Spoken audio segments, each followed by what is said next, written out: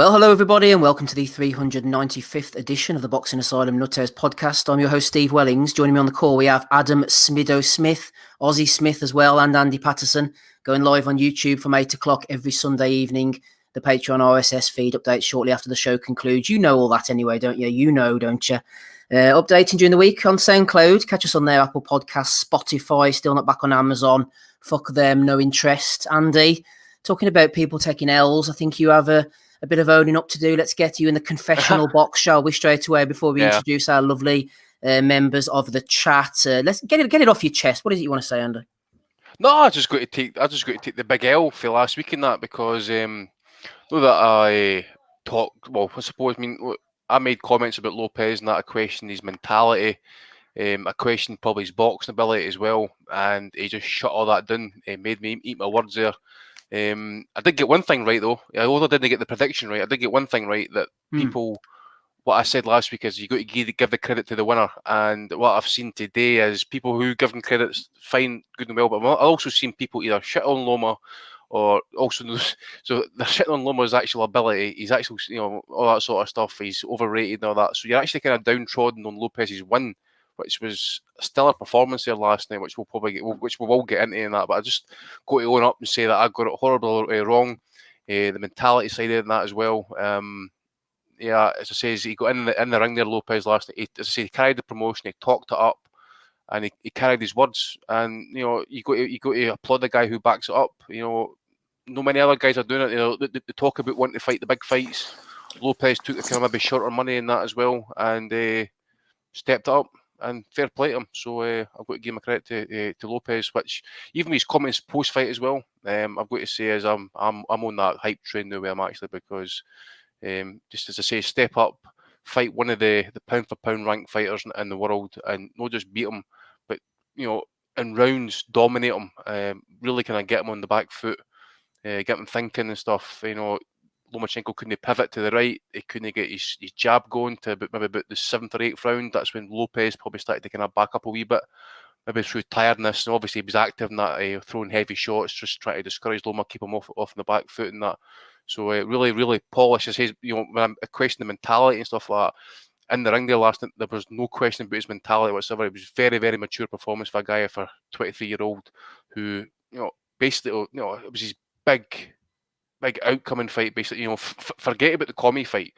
This was his outcoming fight, and it's a legit one. I didn't want to hear about Loma being too small, Loma being a fraud and all that sort of stuff. Because as I say, if Loma had won last night, it would have been he beat a kid who was 23 years old, who was inexperienced and not ready for that level. Well, it's on the other foot now, so you got to give Lopez's credit for beating who will be, in my opinion, probably an all-time great without doubt. Because some people are saying he's not an all-time great. I disagree with that. People have got their opinions. That's it, really. But my scorecard was 116, 112. I do have a wee issue with the 119, 109 scorecard. I get it. I can see why it goes there, but I'm thinking it's a bit. I think Lomachenko deserved at least 3 rounds at least. So come on. I think there's if it's tight, some of those rounds, and then obviously Lopez has got the benefit of the round in that. But his quickness, his power. Loma was respecting that power very quick. I think it was around about round 2. His legs, his legs didn't give a wee dance that, but he kind of got to dodge. I think he took a right hand and he kind of spin off and that. I think he kind of really then appreciated how quick and how powerful Lopez was. Really, the strength wasn't really much a factor because it didn't really kind of come in the clinches and that until kind of the latter half of the fight. But obviously the kind of strength's obviously in the punching power. And he's clearly got Loma's respect very early. And I'm looking at that fight within the first 6 rounds. I'm saying, so right, okay, Lomachenko's going to start fighting now, surely. And it was very, very sporadic. I just thought if you're going to lose the fight, why don't you just let your hands go anyway and see what lands? But no, it says Lopez seen out the fight as well. 12th round, obviously left a wee bit in the tank in that as well. He finished off strong and brilliant performance, absolute brilliant performance. And he should be getting his credit by everybody. And just stop hating on Loma, for example, for being the smaller guy in that, because in the day he was ranked for a reason. His record speaks for itself, and he got beat by the bigger and better guy. So fair play. Well said, Andy. We will be looking at a few things Andy's mentioned there, going through all the ifs, buts, and maybes of the fight, coming to Adam Smith very shortly. Going on a bit on Ritson later as well, Big Fat Terry as well, Belly of the Weeks, all those type of, all that goodness. But a good portion of the show naturally will be taken over by the Lomachenko Lopez chat. If anybody wants to jump on the call, you're more than welcome. Hoping to have Rapping Rob Kelly at some point. Shout out to everybody in the chat. James Windsor's there, Tosh Bear, Matthew Russell, Boxing Channel. There's about 11,000. The big fights being out, the big numbers. Pavers there as well. John Rain, who outed himself on Twitter earlier. Richard Wetton, JB. Shout out to Palooka Pete, James Tapner, Celtic Spirit. Always good to see you in there, Sir Alan as well. Niall M, Take Ames, Paul Raftery, Andrew Sheridan, Tinned Tuna. Who else have we got here? I'd like to give the boys a shout out. Obviously, Liam Wynn as well over on Facebook. Not too much activity on Facebook. Boxing Fanatic, Lee the Alcoholic Fudge, Leon the Canteen, Boxing's First, Trading Leather Boxing, a whole load of others as well. Let's go on to you then, Smido, shall we? Feel free to pick up on my point or make a complete different point of your own. But I thought it was a good, close fight. Liked Andre Ward's scorecard. Teofimo Lopez felt like the right winner to me. But my question for you, Smido, is did Lomachenko overthink it? Was he trying to be too clever, letting the early round slide by? Or was it just that Lopez's size and his power surprised him early on and made him a bit too reticent? I don't think he was trying to be too clever, Steve, because basically not doing enough to be winning any rounds in the first 6 or 7, he's not very clever at all. So, we can't, it would be ridiculous to think that was some sort of strategy. He was just simply not throwing enough, Lomachenko. I got to round 6 and I'm thinking, this is a very curious performance. I was watching it with Ozzy and, he's going to have to do something in a minute. I mean, I think that Tim Bradley, we had the ESPN feed on. I think Bradley called it right. I think early doors, he kind of felt the power a little bit from Lopez. He called out some reddening to the ribs as early as the second round. I thought that was possibly significant. I mean, the first thing that you notice when the first bell goes, we all knew this anyway, but the size difference. I mean, Lopez, I've got a dread to think what the weight disparity was in the ring last night. It just looks massive in comparison to Lomachenko, and that's not being clever after the event. We all knew that. We all know he's kind of chasing greatness and basically fighting at the wrong weight in terms of just to even get a challenge almost. I mean, and I've been on here before and said that the one thing that will beat Lomachenko is size. I didn't necessarily think that that would happen at lightweight. I was a definite advocate of him not moving up any further. I thought that Linares was too big for him. Luke Campbell was too big for him, and Lopez is probably bigger than both of those guys, particularly Linares. But yeah, it's just you've got to admire Teofimo Lopez. He's had 15 pro fights. I mean, I wasn't on last week, but if I was, I would have said, along the lines of, I think Loma will break him down, bamboozle him, work him out, and stop him. Whether that comes through the corner or the ref. Shut up, mate. So that would have been my prediction, something along them lines last week. But you have to give Lopez massive credit. Like I say, he's in his 16th fight. This is his. I know he was challenging for 3 belts, but it was the first defense of a world title. Basically, he's not just gone in with Lomachenko. He's chased this fight, as Andy said that he's actively called him out, chased him, and then as soon as the first bell gone, he's looked comfortable. He's looked relaxed. He was burning more energy than Loma really does, but I think that was part of his strategy to kind of, chase him down, keep Loma. They kept talking about letting Loma not pivot and steady pressure, wasn't it? Yeah, steady pressure on him. So yeah, and he looked calm, confident in what he was doing and the game plan. And it was a fantastic performance. I mean, someone like me who's not seen much of Lopez, I obviously saw the Comey fight, but before that, I've not seen a whole lot of him. Like I say, 23 years old, I thought it was a brilliant performance. I mean, like I say, my prediction last week would have just been Loma working him out and possibly a late stoppage. So I would have definitely been wrong as well. But yeah, I just thought, Loma was already doing. I mean, some of the stats are early doors. I mean, I think there's something like after 5 rounds, he'd thrown like an average of 8 punches around or something ridiculous. There was one. I don't think Loma even threw a punch in the first round, did he? Well, I think you're right, Steve. I think you probably are right. And there was 11 punches one round. He hardly threw a jab in the first half of the fight, as Andy said. I was expecting him to throw more body shots. I think Loma's been a sensational body puncher in his career so far, and we hardly saw any of that. But we were all aware of the disadvantages Loma had in terms of the size and the reach, but with other fighters, Loma's showed excellence in getting on the inside, creating the angles, and even though he has got the significantly shorter reach to overcome that, he didn't look likely to do that at any point last night. I think that like I say, he might have felt a little bit of the power early doors, and he was worried about going in, fighting fire with fire, and going into the pocket and engaging. But the switch side of that was he was getting pretty much dominated on the outside, because Lopez is obviously a lot longer, and he was. I think the commentator said that there wasn't used to seeing Lopez using the jab as much as he did last night. Obviously, that was massively effective. And I'm a terrible scorer, but I was just discussing it with Ozzy as the fight went on. I gave him the second round, Lomachenko, but there's easily an argument he could have lost the first 6 or 7. And then I thought Lomachenko came on a little bit of a run, 8, 9, 10, 11. Where he was, where it was obvious that he had to really start digging it out of the fire, and he was behind on the cards. But I thought personally that Lopez was, the quote come out of my mouth, I thought he was falling apart in the 11th. And his back was touching the ropes consistently for the first time. Loma did go to the body a little bit. He was rocking the head back with the jab, Lomachenko, sporadically from about round 8 onwards. And that's how the cards became close, if you like. But yeah, that 11th, I said to Ozzy, I said that he looks like he's falling to bits here. But the 12th round from Lopez was sensational. I've honestly thought it was like I say. First time he's been 12 rounds for a long time. Obviously, the first time he's been in at any such level. His corner apparently told him that he'd won the fight. You don't need to go out all gun blazing in the 12th. He took no notice of that. Absolutely went for it in the 12th. Really stamped it. I thought it was a brilliant 12th round, particularly coming off that 11th, which I personally thought was a disaster for Lopez. That was without question his worst round in the fight. And he's come out and done that. I thought it was brilliant.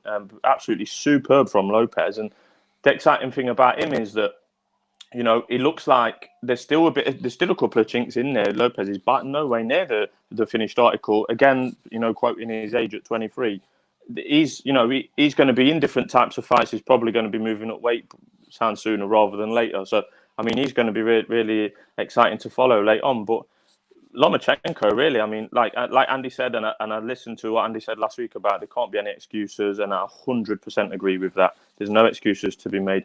Lomachenko, in this, he's been pretty much unique from my time with him boxing to, he won fought for a world title in his second fight, blah, blah, blah. I know he didn't win. The CV is racked up in the short period as a professional is brilliant. We all know he's fighting at the wrong weight, but that's what's made his fights intriguing. So there's no excuses or shitting on Lomachenko. Massive credit to Lopez, and I thought it was particularly the second half was really, I really enjoyed it. Yes, I agree with the majority of that, especially the 12th round. I thought he was excellent in the 12th rounds when he could have easily wilted. I felt Lomachenko was about to come on, but it didn't pan out that way. Ozzy, a couple of points for you. Story of the body shots, first of all. Lomachenko couldn't really get to the body at all because of Lopez's size, his powerful uppercuts when he was coming in. Also, Lopez, on the other hand, he did some superb body work. And the second thing, Ozzy, I'd ask you is, did Loma look maybe a little bit intimidated at one point? I've heard people mention this on Twitter. The guys alluded it to on here as well. Did he lose the mental battle? Was he trying to fulfill his own prophecy a little bit, like his role of the master taming the student? Yeah, I'll start with the body shots. I think we only saw Lomachenko start targeting that body when he actually started throwing some shots, which was in round 7. And he started to get on the inside and land, certainly not at will, but he started to put some combinations together. Rather than trying to throw in single shots, it was more, putting the combinations together. And he pushed Lopez back a little bit then. But certainly Lopez invested in that body early. And as Smido mentioned, I think it was in round very early in the fight, there was some reddening to the sides of Lomachenko straight away. But I think that what worried Lomachenko was that it was at the start of the second, and I think he got buzzed personally. And I think then he realised that he could be hurt, and he felt the power.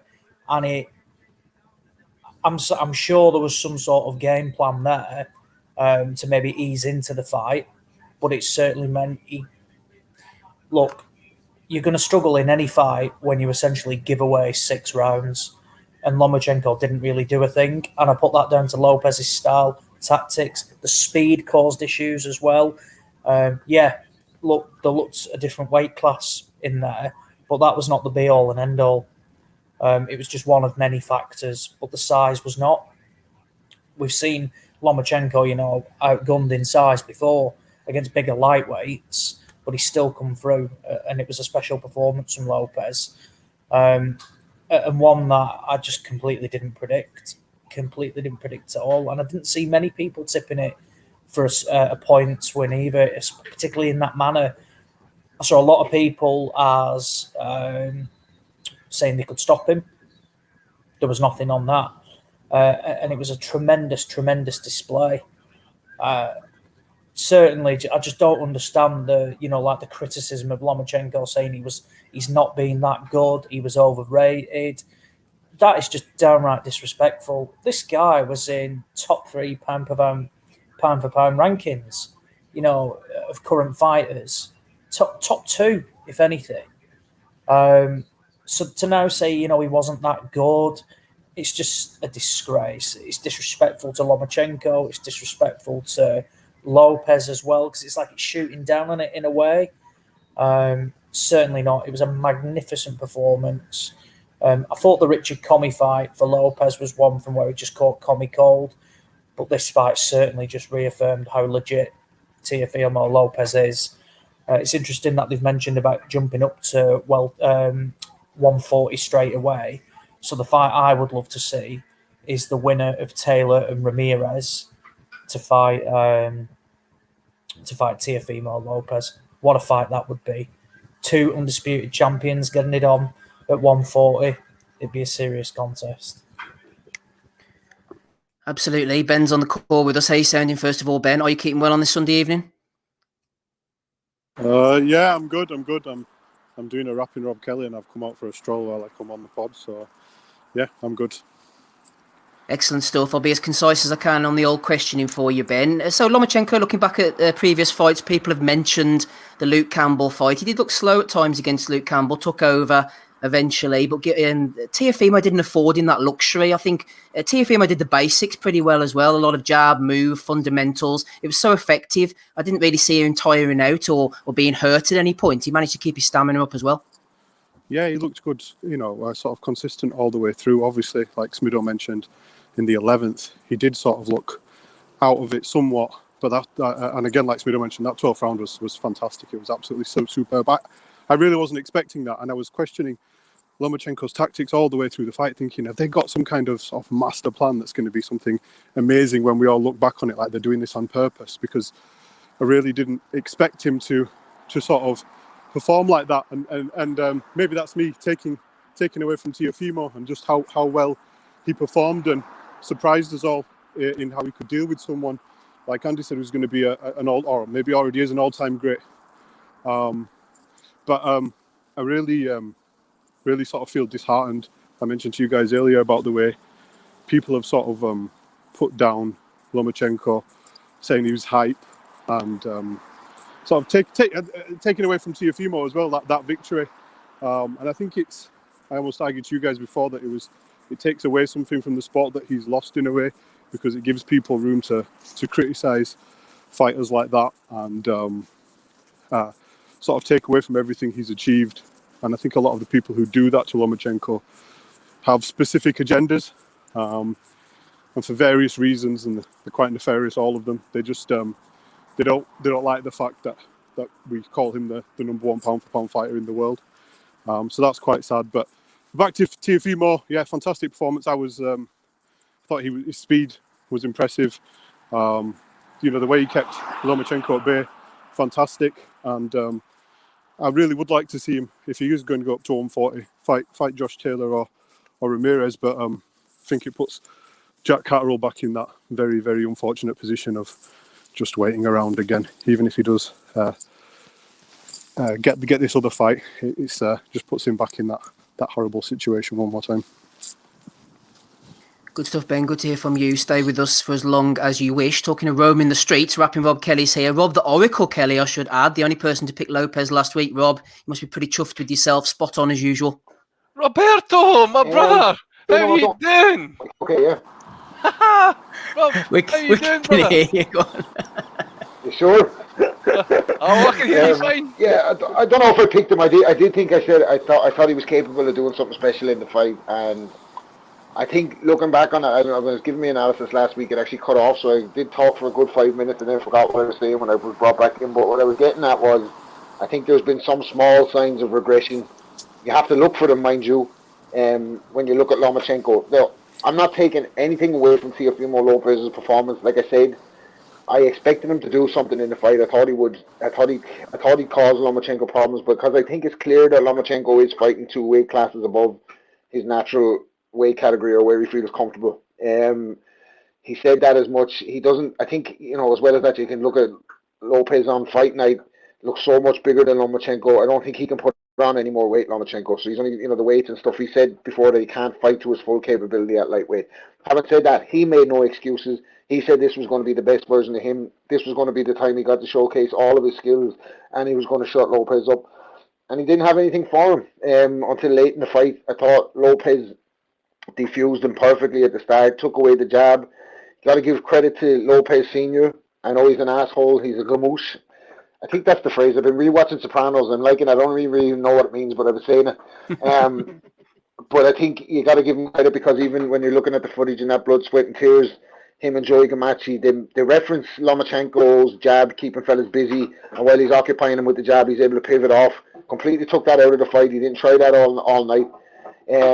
Lopez way better on the jab than I thought he was going to be, and a lot of those shots to the body, we think of body shots sometimes like we think of a whip and hook into the solar plexus or in around the kidneys, but those straight shots with the full extension with fellas that have that kind of power in their hands, they were energy sapping shots from the early get-go. And I think Lomachenko was so hesitant to exchange in the first couple of rounds because he felt something very early. That power is real, I think, with Lopez.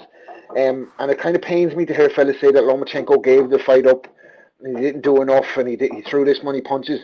He did what he was allowed to do. I hate that in football, whatever sport it is. If somebody else has the style, it's up to you to figure it out. Lopez was doing what he wanted, and Lomachenko couldn't impose his game plan on the fight until the second half of the fight. Having said that, I thought when the 11th round came along, shout to the lads, by the way, Ozzy and Andy both rang me last night, so I didn't miss it. So I didn't want to wake the missus up, so I saw the phone ring and I didn't answer it and got up and watched it live. But I was going to phone you, mate, at 2:30 yesterday afternoon as well. Lomachenko was looking like he was turning it around at Linares, better half down the stretch than Campbell. But I think those two fights gave clues that he can be hit at 135, and somebody with the kind of power that Lopez had was going to trouble him. So he showed an incredible poker face last night as well, Lomachenko, because those were hurtful shots, some of the ones he was shipping, especially in the early half of the fight, and especially those ones to the body. And he never gave really an inkling he was hurt until the 12th. I think the ref did him a huge favour in the 12th round by calling the timeout for the cut, because it bought him an extra 10 seconds to recover. I think he was in trouble at that stage. And I actually don't think we're going to see a rematch. I think Lomachenko will go back down to 130 and Lopez will go up. But it's a pity in many ways for Lomachenko that he didn't manage to unify the titles up at 135. But take nothing away from either of the two of them. Don't come this week and say Lomachenko's too small, or Lomachenko is getting old, or he wasn't at his best. I don't want to hear that shit. And the same as I don't want to hear if Lomachenko had beat Lopez and say it wasn't his time. If you're old enough, if you're good enough, you're old enough, and that's just what it is. It's better. Lopez was a deserved winner on the night. I thought maybe 2-3 rounds, nothing crazy, like nothing 109. But at the same time, Julie Letterman ball and score, by the way, only getting by on her dad's reputation as far as I'm concerned. But that's an appalling score. But at the same time, I can understand people giving Lopez the bulk of the round, because in the rounds that he won in the first half of the fight, Loma was doing nothing, absolutely nothing. And in the rounds that Lomachenko was winning, even though he's winning the rounds, Teofimo Lopez was way more competitive in those ones. So, it's clear he lost to a much bigger guy, but that's no excuse from Lomachenko's side. I thought Loma was a bit.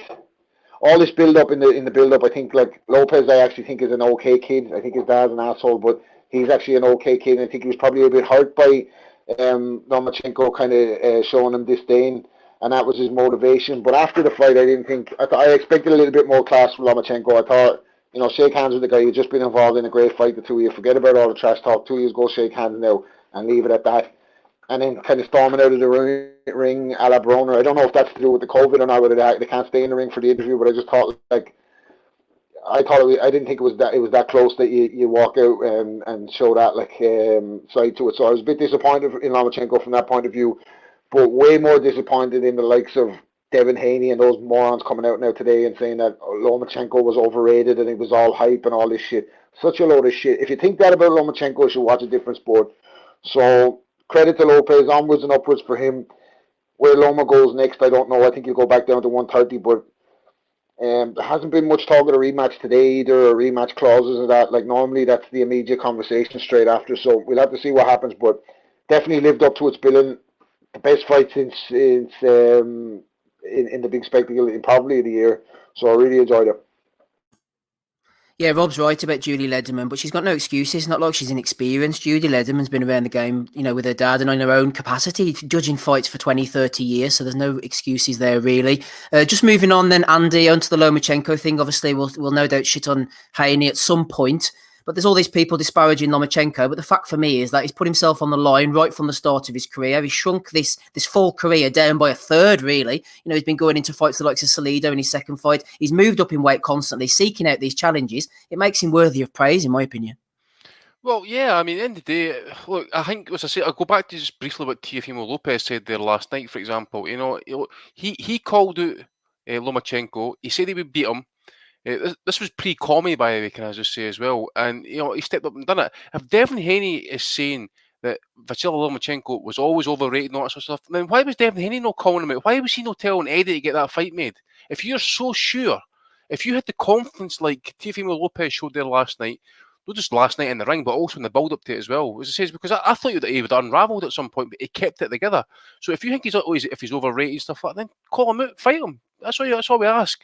So I hope Lopez was really bang on about that. But as you say, I mean, okay, you can take the Crawler fight, for example. We can put a line under that. That's just a C-level, I would say, like a European level fight. Crawler did amazingly well for the talent he had and stuff like that. But always the Linares wins. The Pedraza fight was a good win because he's coming off surgery after, I think it was like the best part of 6, maybe a year and a half out actually as well.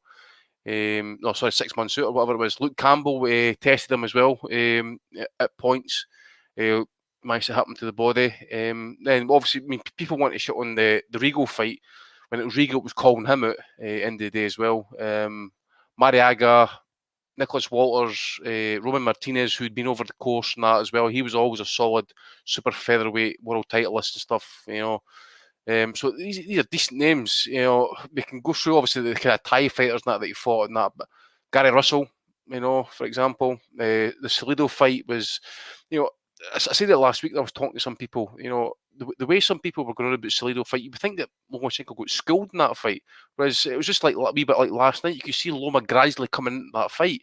I just think last night with Loma was probably it's maybe threefold a wee bit. He was scared of the power, but he was wary of the power. Couldn't get inside, and then when they got inside and stuff, it was too late. And because you could see it at moments, and he was standing in the pocket and that, and he's wanting to exchange, and like his hands go. I don't think he'd be able to do that for the offset and last the 12 rounds. I really don't think that. So I just, again, it's just he left it a wee bit too late. The game plan, I don't know what it was, to be honest with you. I think it was hoping that Lopez would tire, maybe kind of the weight might have been an issue for him or whatever and that, but it never transpired. And again, as I say, I go back to the fact is you must have known he was losing the fight, so why not just kind of like let the hands go rather than just kind of dancing about and stuff like that, and pop off a few shots, maybe at the body or finally get a jab going and stuff. But then Lopez would come back with kind of more authority shots. Now, not everything was landing, obviously. Obviously, Lomachenko was catching some shots, he was parrying some shots and stuff like that. But it was just the quickness and the power of Lopez's shots were really, must have really kind of got Lomachenko's attention and stuff. So, end of the day, Lomas went up for the best part now, 2 years, I think, at 135. And he's fought a guy who's probably more, a legit light welterweight actually, and people are saying that themselves. Even the haters are saying Loma's too small. He should be a super featherweight, 130 and that. So end of the day, I just think guys who go up and chase these situations, stuff like that, guys with immense ability who want to go up and test themselves against bigger opponents, stuff like that, fair play to them. Floyd did it as well. Okay, you could say that Floyd maybe put a catch weight on Canelo, for example, and that, but end of the day, they're still taking these tests. The only negative I can pick out of that fight last night would be, say, Lopez Senior, that he needs to retire now, because he said it would end in a knockout within 5 or 6 rounds. It didn't happen, so he said he'd retire if that didn't happen. So maybe he should retire as well. So that's probably the only negative I can take for that fight last night would be one, it didn't really kind of catch fire as such. We're all expecting this big performance either from Lomachenko was going to school him, or people were saying, especially the ones that were backing Lopez, that Lopez was going to absolutely smash him out the park and that. Well, it never really kind of delivered to that extent as well. So, we could just say there's the only negative that would come out of that is it didn't deliver to the point is that Lopez stepped up and knocked him out. But at the end of the day, is we've got a clear, concise champion. We've got, that Ryan Garcia's coming out, for example, saying that there's still unfinished business in the lightweight division. No, there's not. We've got a clear champion. All roads lead through Teofimo Lopez. That's at the end of the day. So just going back to the kind of comeback factor in that as well. As I say, was Loma kind of like too late in figuring out how to fight him, or was it just a simple fact that Lopez slightly tired going down the stretch and maybe leaving a wee bit in the tank for the last round or whatever in that as well? But no, I mean, it says Loma. Guys like Loma, Manny Pacquiao, Roy Jones, Floyd, Oscar, Brad Hopkins to a lesser degree because he went to middleweight right up to light heavy. These guys are going to be respected in their own regard. Of course, you can pick up their opponents and dissect them and destroy them, and pick your own narrative and stuff like that. But no, at the end of the day, he's tried to. To me anyway, I don't know if he tried his best, but certainly he's done his best at least anyway. But I just think people are just shitting on Loma on that as well. It just doesn't sit right with me. It's just, again, I agree with what Rob was saying on that as well, and I said it last week. It wouldn't have sat right with me as well, shitting on Lopez if Lomachenko had beat him.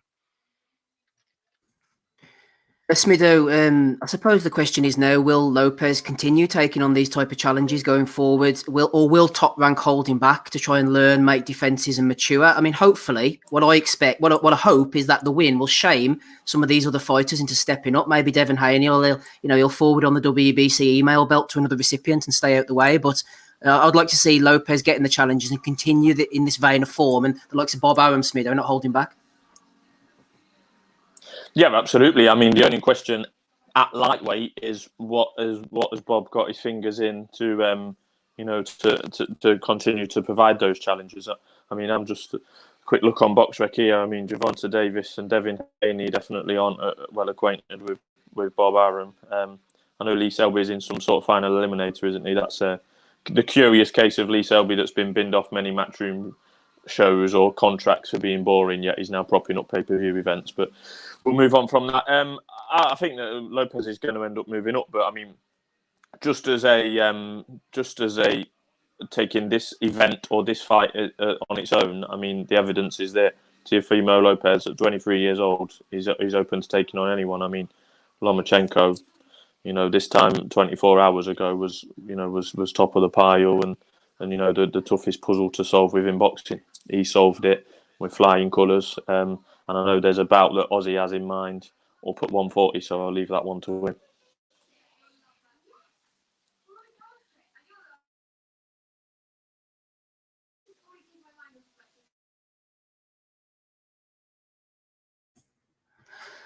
Sorry, Smido. Moving on.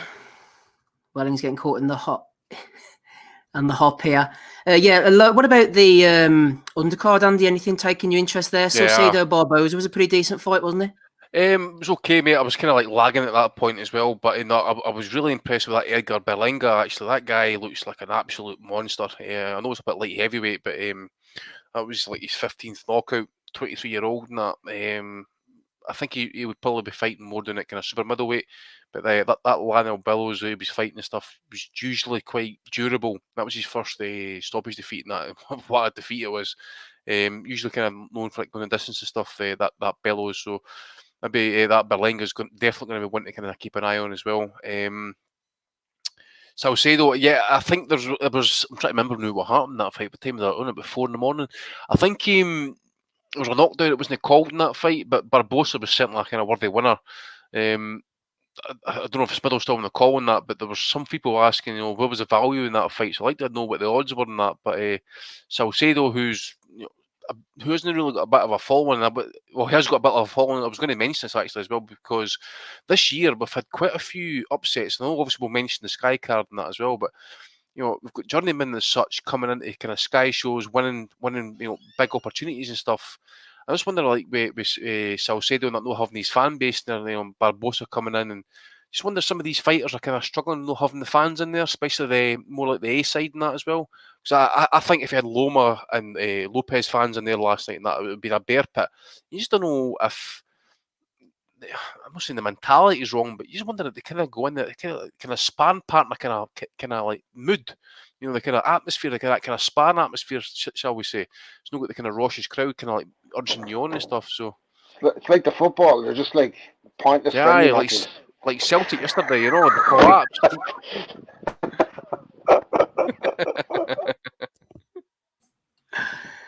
Cheers, Andy. We'll move on. We have our first guest of the evening on the call, Sam Maxwell. How are you, Sam? All right, Steve, I'm good, mate. How are you? I'm not too bad. Keeping well. We're talking a bit of Lomachenko Lopez here. I know you were listening in. Did you manage to catch the fight at all? I did. I stayed up for it. What did you think of it? I thought the first 6, I felt like Lomachenko didn't do much, but he was set. I was hoping he was setting up for the later rounds, and I think he won a second, and he lost a few of the rest. But I thought he took over in the second half of the fight. I thought he started landing good combinations. Lopez was still pressing him, but I just liked what Lomachenko was doing better, and I think I've been a bit biased maybe, but I thought he just nicked it. I was a bit gutted with the scoreline when they read it out, but great fight. Really enjoyed the fight, and Lopez really impressed me, and yeah, it was great to watch. Do you think the fact that the scores were so wide sort of detracts from it a little bit, takes the storyline away from what should have been a brilliant Lopez win? Yeah, it seems to be the case all the time lately. Like, we have great fights, and we all score them more close 50-50 fights, and then we hear the scorecards, and it just spoils the whole event. Like, we end up talking about that more than we do about the boxing. But yeah, I think that was the case again last night, but it was a great fight. We'll be moving on to your career shortly. Just before we do so, obviously you fought Lomachenko a couple of times. Give us a bit of inside info on what it's like to fight him. He's just brilliant. Yeah, like he shows again. Like, he was even though he's showing his age last night, maybe, or Lopez was showing how classy he was. Just the angles he's making. Lopez miss with jabs. It looked like he was in front of him, and he was making them miss. And it just shows, like, that's what I found when I was fighting him. It was just impossible to hit him. If he didn't want to be hit, he's not getting hit. And yeah, he showed that last night as well. What about his punching power? I noticed that back as an amateur and that. How did he punch? Just accurate, very fast and accurate. Like, when he threw, he hit me. So I wouldn't say like he's the hardest hitter I've been in with, but his punch accuracy is just brilliant, and yeah, he never misses. So that's what that can kind of stun you.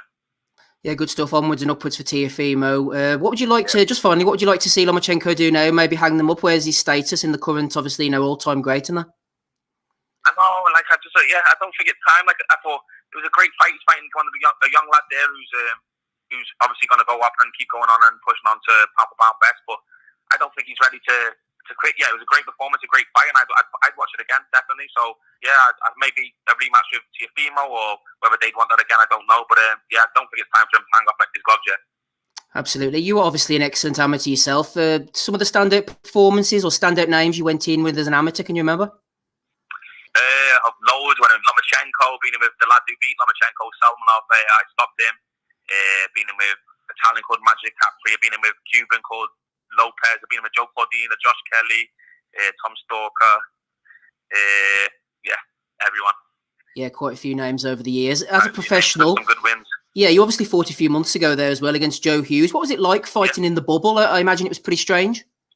Yeah, it was strange. It was like I boxed in front of where there's not much crowd around, but yeah, it was strange. First time as a professional doing something like that, and in the fight, I could hear like the commentary speaking and stuff like that. It was just dead weird, like, but you just got to get on with it. I'm just blessed that I got the chance to fight, and it was a good fight. Obviously, things are working out with your corner team as well. Could you hear like Georgie Vaughan shouting in the corner and that at you? Danny, it is. It's not Georgie's son, but yeah, you can hear everything. That's probably a bonus about it. You could hear every tactic that your coach trying to get across, but you could also hear theirs, and they could hear you. So yeah, it was just interesting. We've had Joe Hughes on the pod before. He's a good, honest guy, good fighter as well. yeah, really, really good guy, and his dad as well, or his father-in-law, can't think of his coach. Just really good people. Before that, obviously, win over Conor Parker, coming in undefeated. What do you remember about the Conor Parker fight? It was good, yeah. I think it went how I thought it was going to go. Like, we start well, and my boxing skills will take over in the end, and I think that's what happened. Like, but it was a good match up. But yeah, I felt like I showed my levels there. I was a bit ahead of Conor at the time. Tell us about the Sabri Sadiri fight as well. Obviously, it became a bit of a viral sensation back at the time. What do you remember thinking back about that one? It was just because he was a last minute opponent, so I didn't know much about him. I tried to look up on YouTube and Instagram, and I found a couple of videos, and he didn't look like nothing special. He looked like he had fast hands, and he's a confident guy. Got a few knockouts in his record, but I just underestimated him completely, and I just went into the first round like I would have all against the journeyman I've been fighting recently, like where you can take your time and you're not worried about what's coming back. And he nearly made me paid the price, but I'm glad that I got to him in the end. Like it took a long time, a lot longer than I would like to have gotten to the rhythm and finally throw a good shot. But I learned a lot in the fight about myself, about my corner team, and I know I'm better than that. And I'm glad it happened because it opened up a few more doors for me. Like you said, it got me viral, got me some good fights, and also people that's going to take fights against me because they might feel like I'm punchy or I'm past it when I'm not. I just had an off day against someone who could punch, and so I think it was a blessing in disguise. Looking forward then, Sam, any potential future opponents? I know Akeem Ennis-Brown's name's been mentioned for you. Yeah, that's the fight that it's looking like it's going to happen. Me v Akeem for the British and Commonwealth is a dream come true for me. I think it's going to be a great fight. He's a confident lad, and he throws a lot of shots. He's awkward, and my style as well. I like throwing shots. I like going forward, so it's gonna make for good watching, I think. And I'm confident in my ability to win that fight, but it's gonna be a tough one. Yeah, I think he's a good fighter, actually, Akeem. He's got some great names he's beat on his record, so I'm definitely respecting him, not taking him lightly. No, absolutely. Lewis Ritson as well is floating about. Did you manage to catch his fight last night? Yeah, I watched Lewis's fight. He looked a bit off. He didn't look like he got going. Vasquez just was tip-tapping and just outscoring him, I feel. But yeah, that's not the Ritson I'm used to seeing. Yeah, Lewis is obviously a big puncher. It must be difficult to fight someone like Vasquez who's so experienced. He's a mover. He's sort of messing you around in there. Yeah, and he doesn't give you a chance to set your feet and let them power shots go. Lewis didn't get a chance to let his big shots go, really. And yes, must get frustrated. And then the more frustrated you get, the more you're trying to load up with them big shots, and the less chance you're going to land them. And I think that's what happened last night. But I'm glad he won. Because he's better than that, and hopefully he comes back and he shows in his next performance he's a lot better than that. A final couple of questions for you, Sam. Just before we move on to them, do you have any social media presence you want to make people aware of? Yeah, follow me on Instagram, SamMax88, and Twitter, SamMaxwell88, I think. One of them. Yeah. Something like that. They'll find you, don't worry, they'll find you. Tell us about the Golden Contract final, O'Hara Davis winning against Tyrone McKenna. It was pretty tight in the end. Did you catch it? Yeah, it was a tight fight. I thought, I'm friends with Tyrone, so I was hoping he could pull out of the bag and get the win. I thought like it was close enough where he could have got the decision, but yeah, I think the right winner got it. But I don't think O'Hara looked great. He talked himself up massively, but he didn't look great at all. I think Tyrone made him look average, and yeah, but an interesting fight, one that could happen in the future for me. Floating towards the top end of the division, you've obviously got Jack Catchall sort of focusing in on his fight with Ramirez as well. Josh Taylor is an exceptional fighter, isn't he, Taylor? Oh, he's unreal. He's the best on the planet at the moment, and I think he's going to show that against Ramirez. I can't wait for that fight, but I'm hoping Josh can come through, and I think he's brilliant. And Jack's I feel a bit sly on Jack. He's been waiting for his chances. He's been in a mandatory shot for a while now, hasn't he? And yeah, he'd have to take a back seat and wait, but his chance will come, I think, soon. Just finally then, Sam, and thanks very much for joining us. Any movement on your next fight? Any whispers? Do you know when you'll hear any word at all? So, yeah, it sounds like his team won it, I won it, and they've come to some kind of agreement. So it's just about getting the dates now. I don't know whether December's all booked up, or hopefully I can get on in December, but if not, it might be looking like next year. But fingers crossed, pray for me, and hopefully it's December, and that'll be a brilliant end to the year for myself, and be a great fight. Lovely stuff. Thanks very much for joining us. I appreciate your time, sir. No, thanks for having me on. All the best, Sam. Cheerio now. See you later. Bye-bye. Bye. Sam Maxwell there. Got him on in the end, going places. Quick word, Ozzy, before we go back to Lomachenko against Lopez. That'd be a good fight between him and Akeem Ennis-Brown. All right, Brown? Yeah, it looks like it's been set up online, basically through Twitter. You've got Brown putting a poll out saying, "Who do you want to see me next?" Maxwell wins it, and all it takes is a few tweets these days. Management speak, and it seems like the difficult bit, the purses are agreed. So yeah, it's just waiting for a date now. But they're the fights you want to be seeing, aren't they? Good solid British title fights, British Commonwealth belt on the line. So yeah, that'll be a tough fight that for Sam. I rate Ennis Brown. He's decent. I like him. So it'd be interesting. But look, you can argue that the better the opponent, it brings it out in him. Coming off a career best win against Joe Hughes, who I thought Hughes had caused some problems. Hughes has got a couple of debatable losses on that record. So yeah, why not? Why not? You're in boxing to win stuff, aren't you? Particularly from the level he's operated at. So yeah, go and get it, go and chase those titles, and good luck to him. Yeah, good luck to Sam going forward. You listen to episode 395 of the Boxing Asylum Nuthouse podcast. That was Aussie there. Andy Patterson's knocking about as well, rapping Rob Kelly, Ben. Smido's trying to get back on the call. Let's bring Smido back in to the madness. Shout out to everybody in the chat there. Up to 14,000 now. All having a great time of it. Ben, back to you then. It's mentioned earlier by Smido, and it's a point I picked up on as well. You might have mentioned it too. Lopez's stamina holding up. I thought he looked like he might wilt in the 11th, Ben, and that he came back so impressively in that 12th round. I thought going into the 12th, when the bell went, I thought this shit is about to get interesting. Lomachenko is going to put it on him. And then all of a sudden, Lopez came back firing at him and won the round right out the boot. And he was dictating the pace of the fight right from the beginning. But that 12th round, Ben, I thought was really impressive and shows a lot about his mental fortitude as much as his stamina going forward.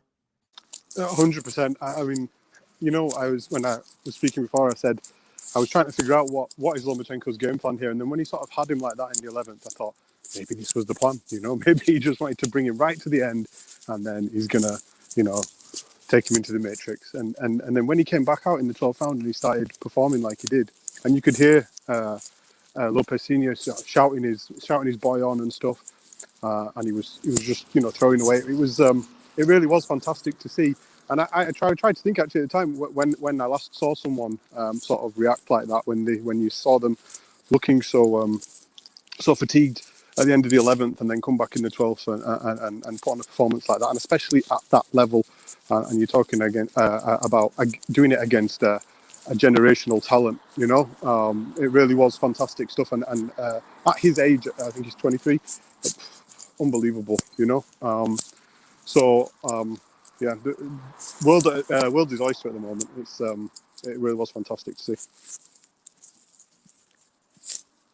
Yeah, Rob, just going into that final round again, then I'm dwelling. We are going on to Ritz and all that soon, but I wanted to give this a proper chat. Loma possibly got buzzed in the final round. It showed why he was maybe reluctant, Rob, to engage with Lopez's punching power throughout. Although one thing I will say is that I did think he wasn't given credit for this, although I turned the ESPN commentary down, to be honest, so he could have been given credit for it. I thought Loma was doing a decent job of blocking, half parrying, taking the sort of the distance off of all of Lopez's shots. It wasn't like he was getting caught clean all the time. I think his defence was pretty tight for the most part, Lomachenko.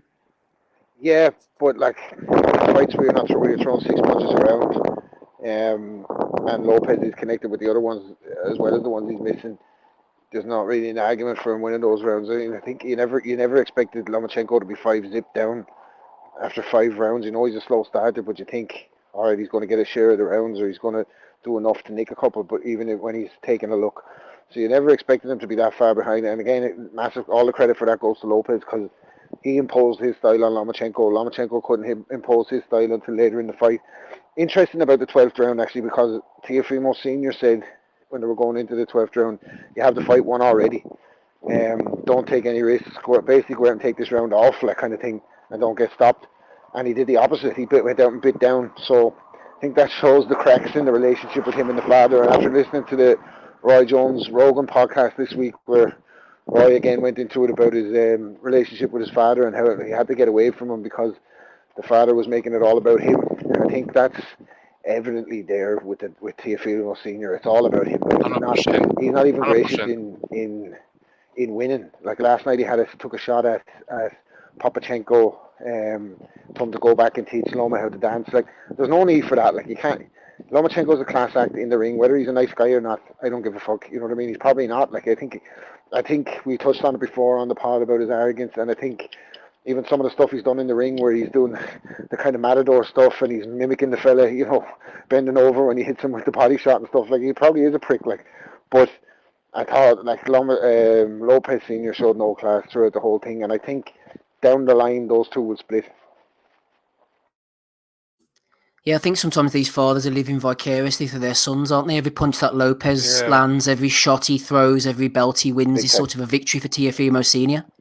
Yeah, I agree. Yeah, I agree. You see these guys all the time in gyms, don't you? Like the kids, they come in with the kids, and they a lot of the times the kids don't have the talent to live up to the father's expectations, but the fathers were never fighters themselves. They're just trying to, like you said, live vicariously. You see it in soccer as well with the kids when they're coming through. But regardless of all that, he has the business with Lopez. I think now we have to say it's real. I always kind of thought it was real, to be honest with you. I remember predicting. I thought he'd smash Comey to bits as well, and he did. I don't know if I could just see something in him that he's too big for lightweight. He's got massive power, and he's a better boxer than we thought he was as well. So, you know, that's what we need. We need changing of the guards happening quicker than they have happened in boxing, because you know Floyd had the cause for so long that he held it. We're waiting for now. Lomachenko comes and takes it. We need someone to come and take it over quick. Like you know, you have to realize as well, boxing is in competition with the UFC, where guys don't reign forever, because the next guy is always on the horizon. The next guy is coming up. The next star of the sport is here.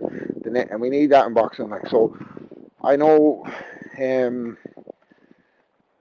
I think Ben was saying that it's better for boxing if Loma had one, but I'm not sure. Like, I think we need stars. Loma hasn't been a crossover star as much as he could have been in the US. I think Lopez with the US crowd behind him could bring the sport on. We need guys like him. We need the Ryan Garcias. We need those guys coming through to become the next superstars of the sport. So, I loved Lopez in the post fight press conference as well, where he just called it like it was. He was like, they're asking about Gervonta Davis. He was like, well, he's fighting a 126 pounder. He's fighting Santa Cruz, and I think he must listen to the pod as well, because he called Haney the 2-time email champion as well. So, yeah, I loved his attitude. He's like, I don't get, you know, if these guys want to talk to him to come and fight me. So, I'm interested to see the future of Teofimo Lopez for sure. Yeah, talking about the 2-time email champion, just before we bring you in on the fathers, Andy, I don't know if anybody's seen Haney's road to the world title, but we'll just relive that really quickly now, shall we?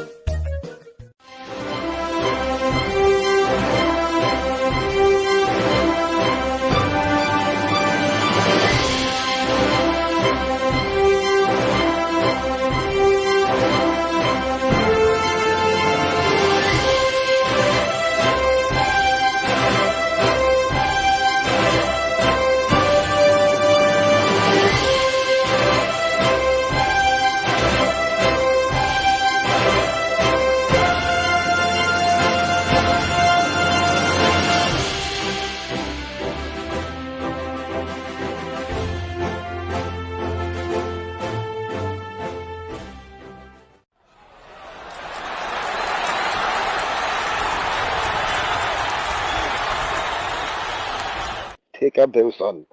An emotional evening, I think I have too much time on my hands. Just think he could maybe fight the fucking unified Yahoo champion or something like Gervonta Davis, you know. Jesus Christ, that was brilliant. But you need to say to the listeners, obviously, if you listen to this on iTunes or wherever you listen to it, you need to come back and watch it on YouTube just for what Steve played. It was fucking brilliant.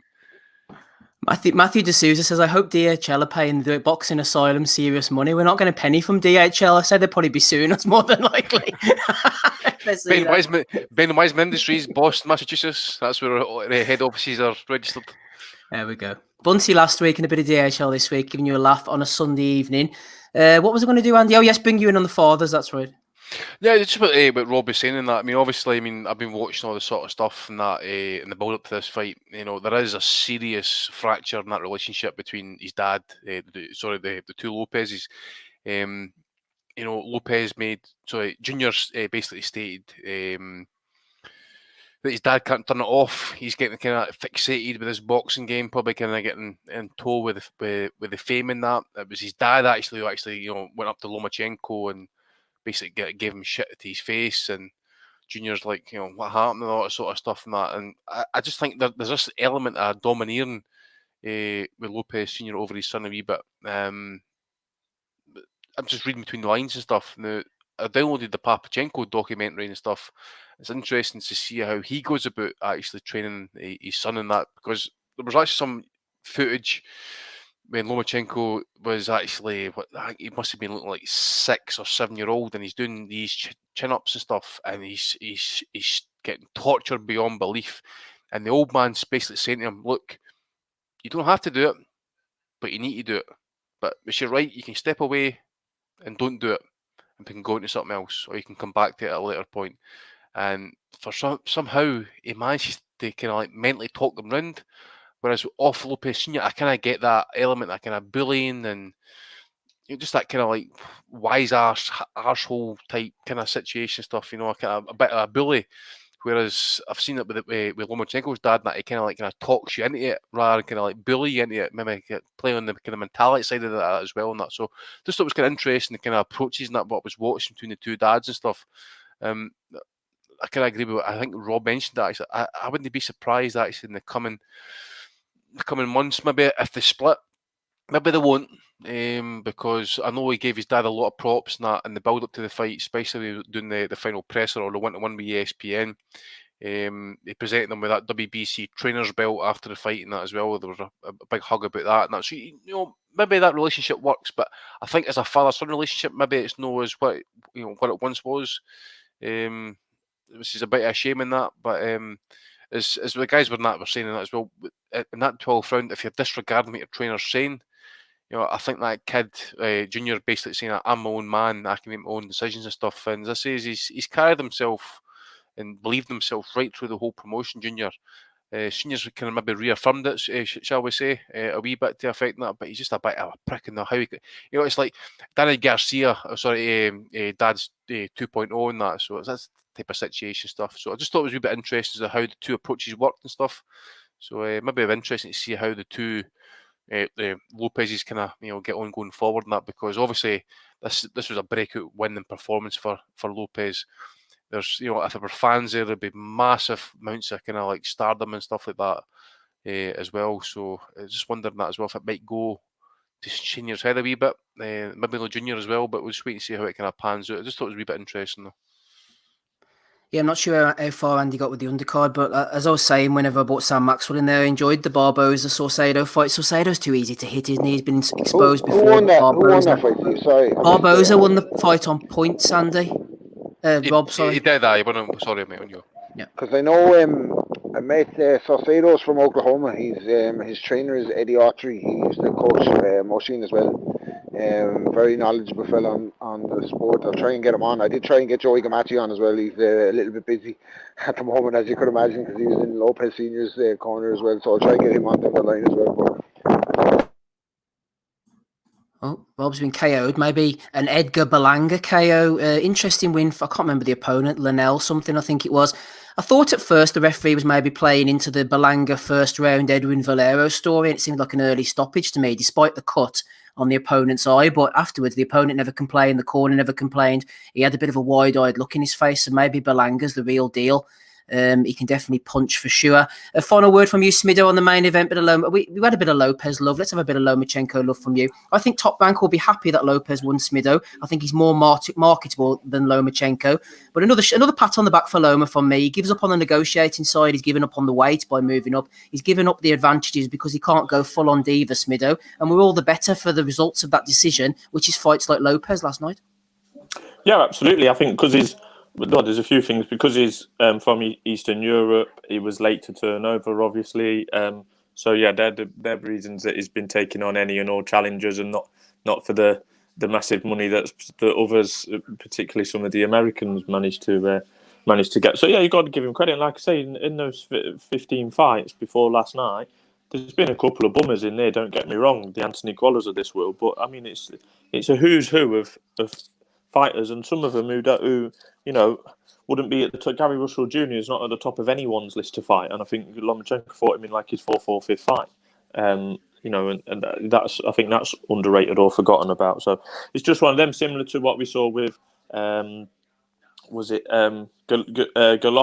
I thought it was going to happen with Golovkin in terms of moving up weights, but yeah, he's had to move up weights to find different challenges for himself, or to try and creating his legacy, going up and winning belts at different weights. Everyone knew he was fighting at the wrong weight. We're not being clever after the event, but at some stage it was gonna catch up with him, as we've all predicted.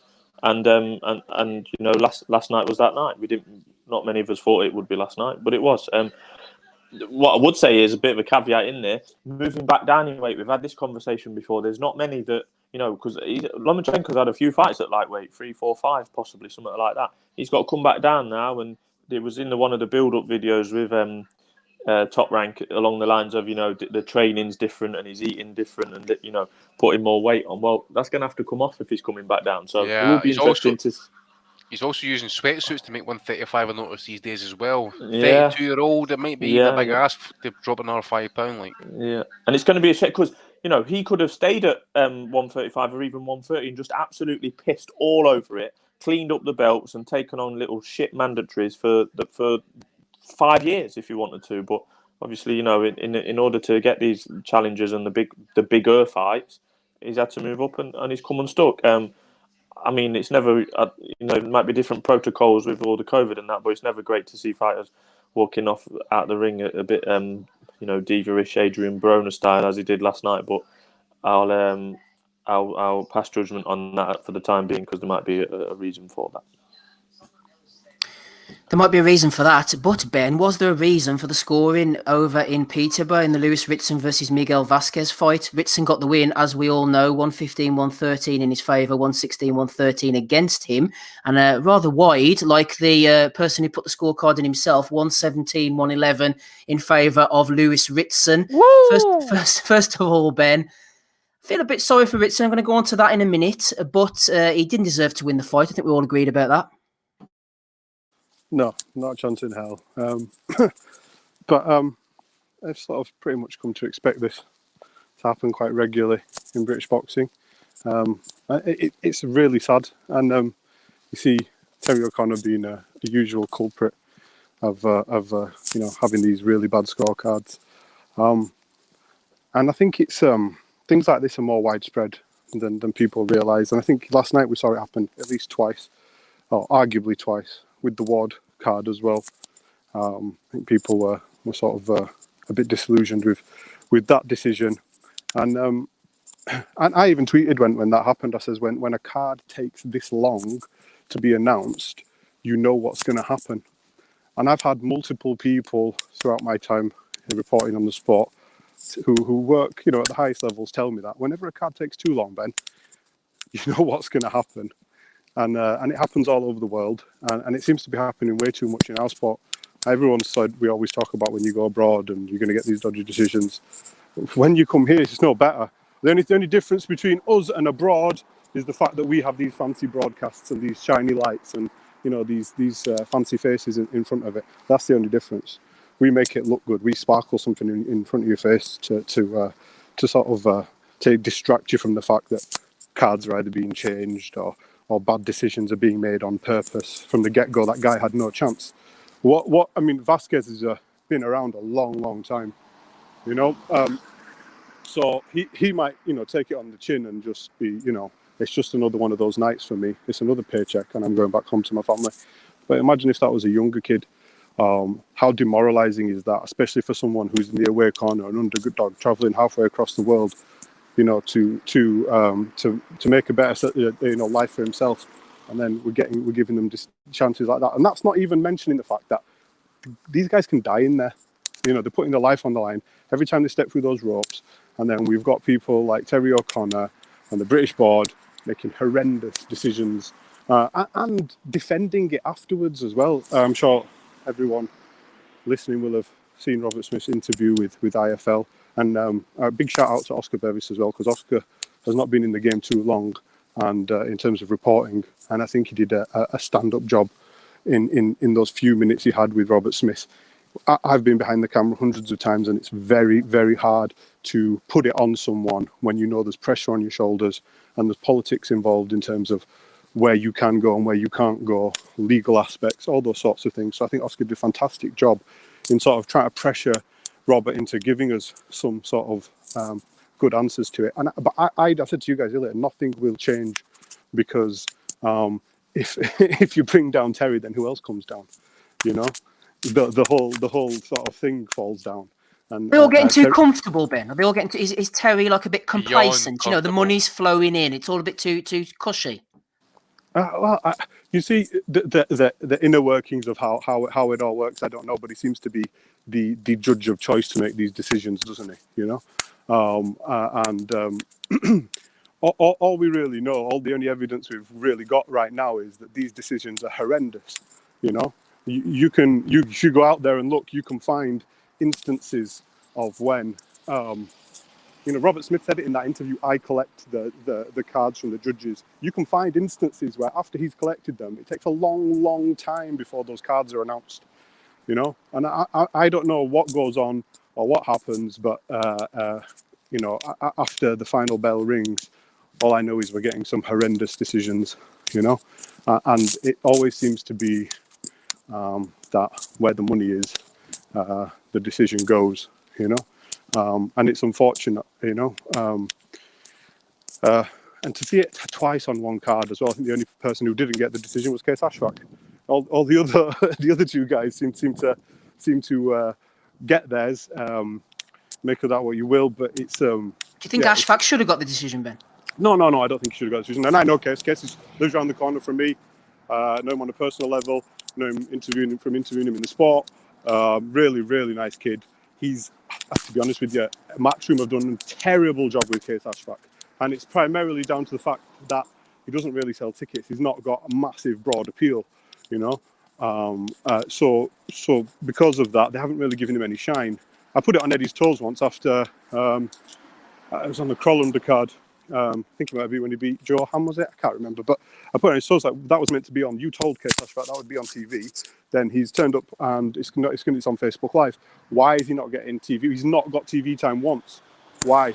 And Eddie really didn't like the question, and he said to me, "Oh, he's not done enough," you know, and in a quite sort of spiteful way. And I know Eddie is probably the person I've interviewed the most. And when I said that to Eddie, I knew Eddie got pissed off with me for asking that question. He didn't like it.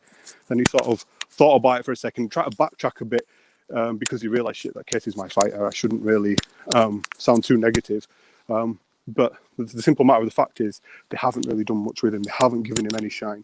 They haven't given him any real promotion. You know, he changed trainers. Obviously, just before this camp, he's been training down at Loughborough University.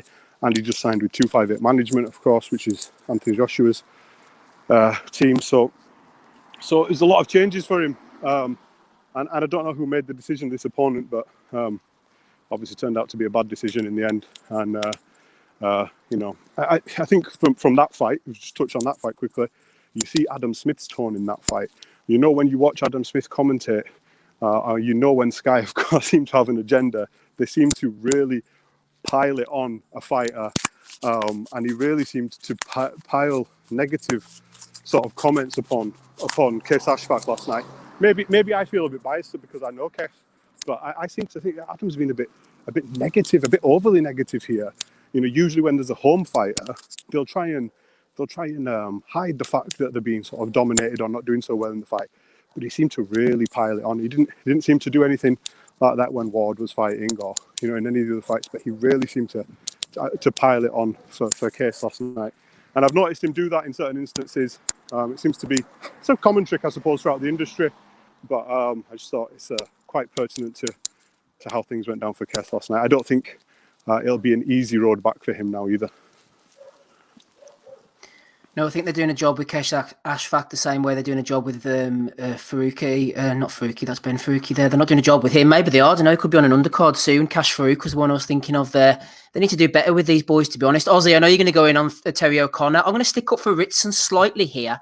because I'm going to blame the Bean Masons. If Ritson was a favourite to the Bean Masons, they wouldn't have even mentioned it last night. Everyone's tapping them on the back, going, "Oh, great job! They said it how it is. They called him out on the." He's obviously not one of the favourites, is he, Ritson? You know, because whenever Crawler got a dodgy decision because he was retiring, and we all love him, that was okay. Whenever Dillian White got his head knocked off his shoulders and was knocked unconscious, they tried to tell us that he didn't even get knocked out at all. So these people will defend you to the hilt. The fact that Ritson got sold out last night was the fact that he's not. The Bean Masons aren't obviously in his favour. Yeah, I agree with that. And I'm never, ever going to give commentators praise for calling a fight as it was. I thought it was an easy fight to score. I didn't think it was difficult. And I was amazed that Nick Horlin on DAZN with Alex Arthur had Ritson winning, and a handful of other people had Ritson winning. But it shows when, I mean, fuck me, you've even got the promoter coming out, Eddie Hearn, saying with, I think, Vasquez won. And again, it wasn't a difficult fight to score. But yeah, Ritson lost a bit of the balls when he got bashed up off that Patera, when he was smashing him through everybody domestically at lightweight, and then he got bashed up off the Patera. He's come back, not carried the power up to 140. I'm certainly not shooting on Ritson either. Look, it's not his fault. He's not scored the fight. He's not done anything wrong whatsoever. It's not him. It's just one of them. It happens. He's got a favourable decision. Look, he's gone off what his corner have said. They were adamant he won as well. That happens. The one that deserves criticising is Terry O'Connor. 100%. It is a disgraceful card, what was submitted last night. An absolute disgrace. And it's like he's gone in and he's filled out the card already. He may as well have not even bothered watching it. How he can score it 117, 111 to Lewis Ritson is absurd. Absolutely absurd.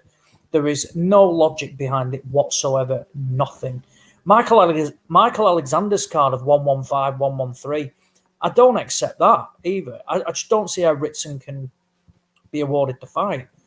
But for Terry O'Connor, it's a joke, absolute joke. And he has been repeatedly doing this now for years. Just the same night on a fight on the undercard, he had Thomas Ward beating Thomas Asomba 88-84. Again, absolute bullshit. A travesty of a card. It should have been the other way around. That's what it should have been to Asomba. It was a travesty of a card. Simply awful. But nothing happens. Nothing happens whatsoever. Robert Smith's interview on IFL TV was a joke. It was embarrassing. He clearly didn't care. It's like he stood in front of the camera because he had to, not because he wanted to. Fair enough. The picture looks like he was on a mobile phone. They're going to do some investigating. It'll probably come back and it says he wasn't on a mobile phone. But what's going to happen? Because O'Connor's been doing this for years now, and nothing ever happens to him. He reappears. He might have, like a month off or something, and then he reappears, officiating the big fights. He's out of shape. He can't get in, when he's a referee, and he can't get in and out quick enough. He makes a mess of stoppages. Is he still refereeing, Ozzy? Sorry to interrupt you. Yeah, is he still a ref? As well. Yeah, Fat Terry still referees. Is he? I thought he'd forced to retire. Yeah, he's in it for a while. I was wondering. Yeah, I'm sure. No, I'm sure he's still Maybe abroad, mate. Maybe abroad, but I'm sure he's hit the age for the board to retire for officiating. But he might be able to work abroad. I'm sure. Is that what you're thinking about? Let me just pull up his. Quite possibly. I'm sure he's refereed recently, though. Anyway, that's beside the point. I'll check it in a minute. Could I just say something, Ozzy? I just want to say one thing. Like, if you take it, obviously O'Connor is to blame in the sense that it's his scorecard. But I think the bigger picture, it's bigger than Terry O'Connor. And there's a problem. That's a fucking challenge as well, because Terry O'Connor's a big bloke. But yeah, you know what I mean. We obviously don't have any evidence to sort of support that claim, but the consistency of which this happens, and the way in which the cards always fall, there's only you always say who benefits Kibono, or who benefits. It's always the big promoters who benefit from this.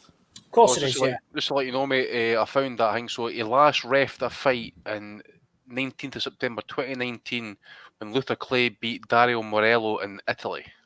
Right, yeah, so he can still get abroad then. Yeah. But might not be able to officiate in the UK anymore. But he should be struck off. It's as simple as that. He should be struck off.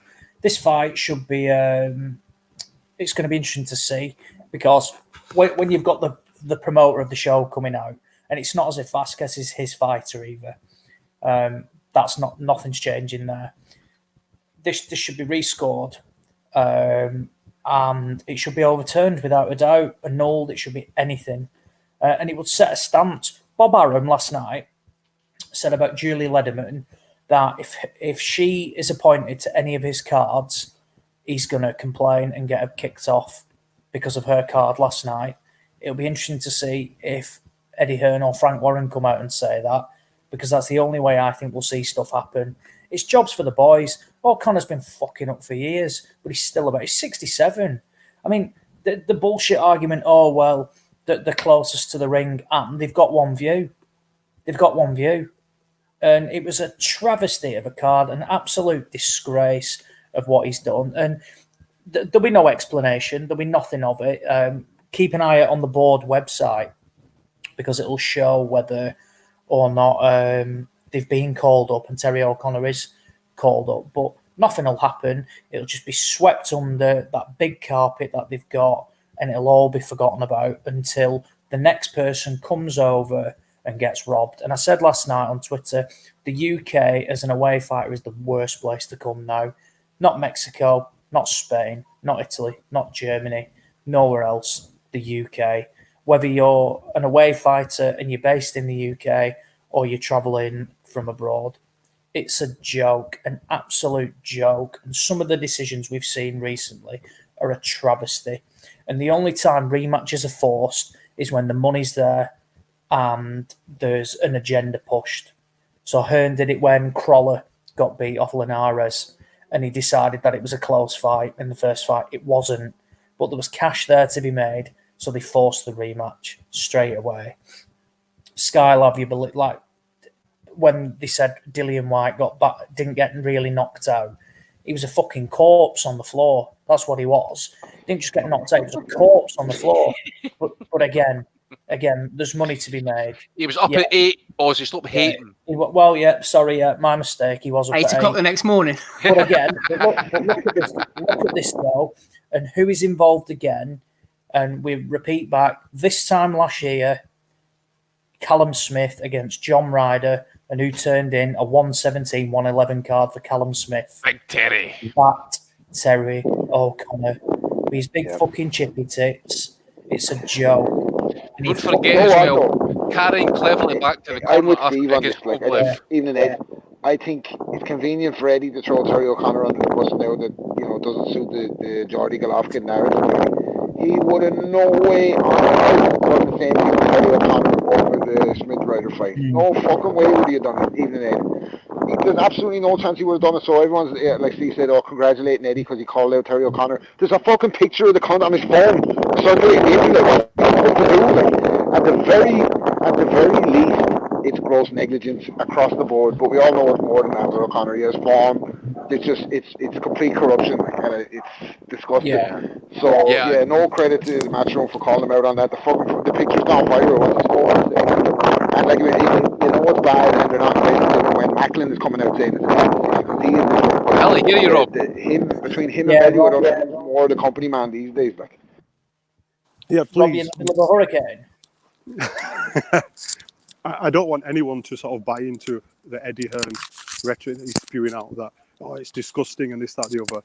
If when I say we, I mean collectively we as the boxing public hadn't kicked up such a fuss about it last night, there had not been so much focus on boxing, probably due to Lomachenko Lopez. They had the additional sort of even more viewers perhaps that you're getting in the US, etc., paying attention to everything that's going on. No way would he have said anything about that card. Only because it was so fucking bad, Eddie said something. And so do not buy into the fact that Eddie's he's on our side. We've got to do something to change it. Who's fucking profited the most from all these decisions over the years? Him. Frank. Yeah, exactly. So it's only the big promoters that profit from these guys. The guys who are paying for the shows, the guys who are putting the money into the pocket of the board, and all these officials, they're the ones who profit from it. So they're not on our side, you know. I said it's destroying fight nights now as well. Regardless, how many times since lockdown, when boxing has come back, have we said that it was a great fight, but again, it was ruined by poor cards? Ruined by poor cards, and that is a talking point.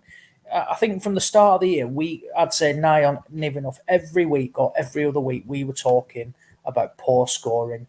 Something has got to change, and it's seemingly nobody's interested in doing it whatsoever. I think the last time something happened to a judge that was made public was it when CJ Ross was struck off Yeah, Mayweather fight. for the Mayweather Canelo fight. Yeah. Aside from that, what was there? Adelaide Bird as well. Did something happen to her? Adelaide Bird as well. Yeah, that's right. Aye. She put a shocker of a card in. Aside from that, nothing has happened. O'Connor his license should be withdrawn. If he's found to be on a phone, no ifs, no buts, you're off. Can you imagine sitting in a team meeting and in your office with like all your colleagues and that? You're just sitting there on your phone with your gaffers talking and stuff. Can you imagine? Yeah. You're talking about like the projection or like whatever's going to be happening for the next month and that. Talking about work and all that sort of stuff. You're like, fuck this shit. I'm sitting on my phone. We've seen it again though. Another one. Discipline. So I was just going to say to me, see, listen, I've read some stuff about in box news going back to the 50s and that.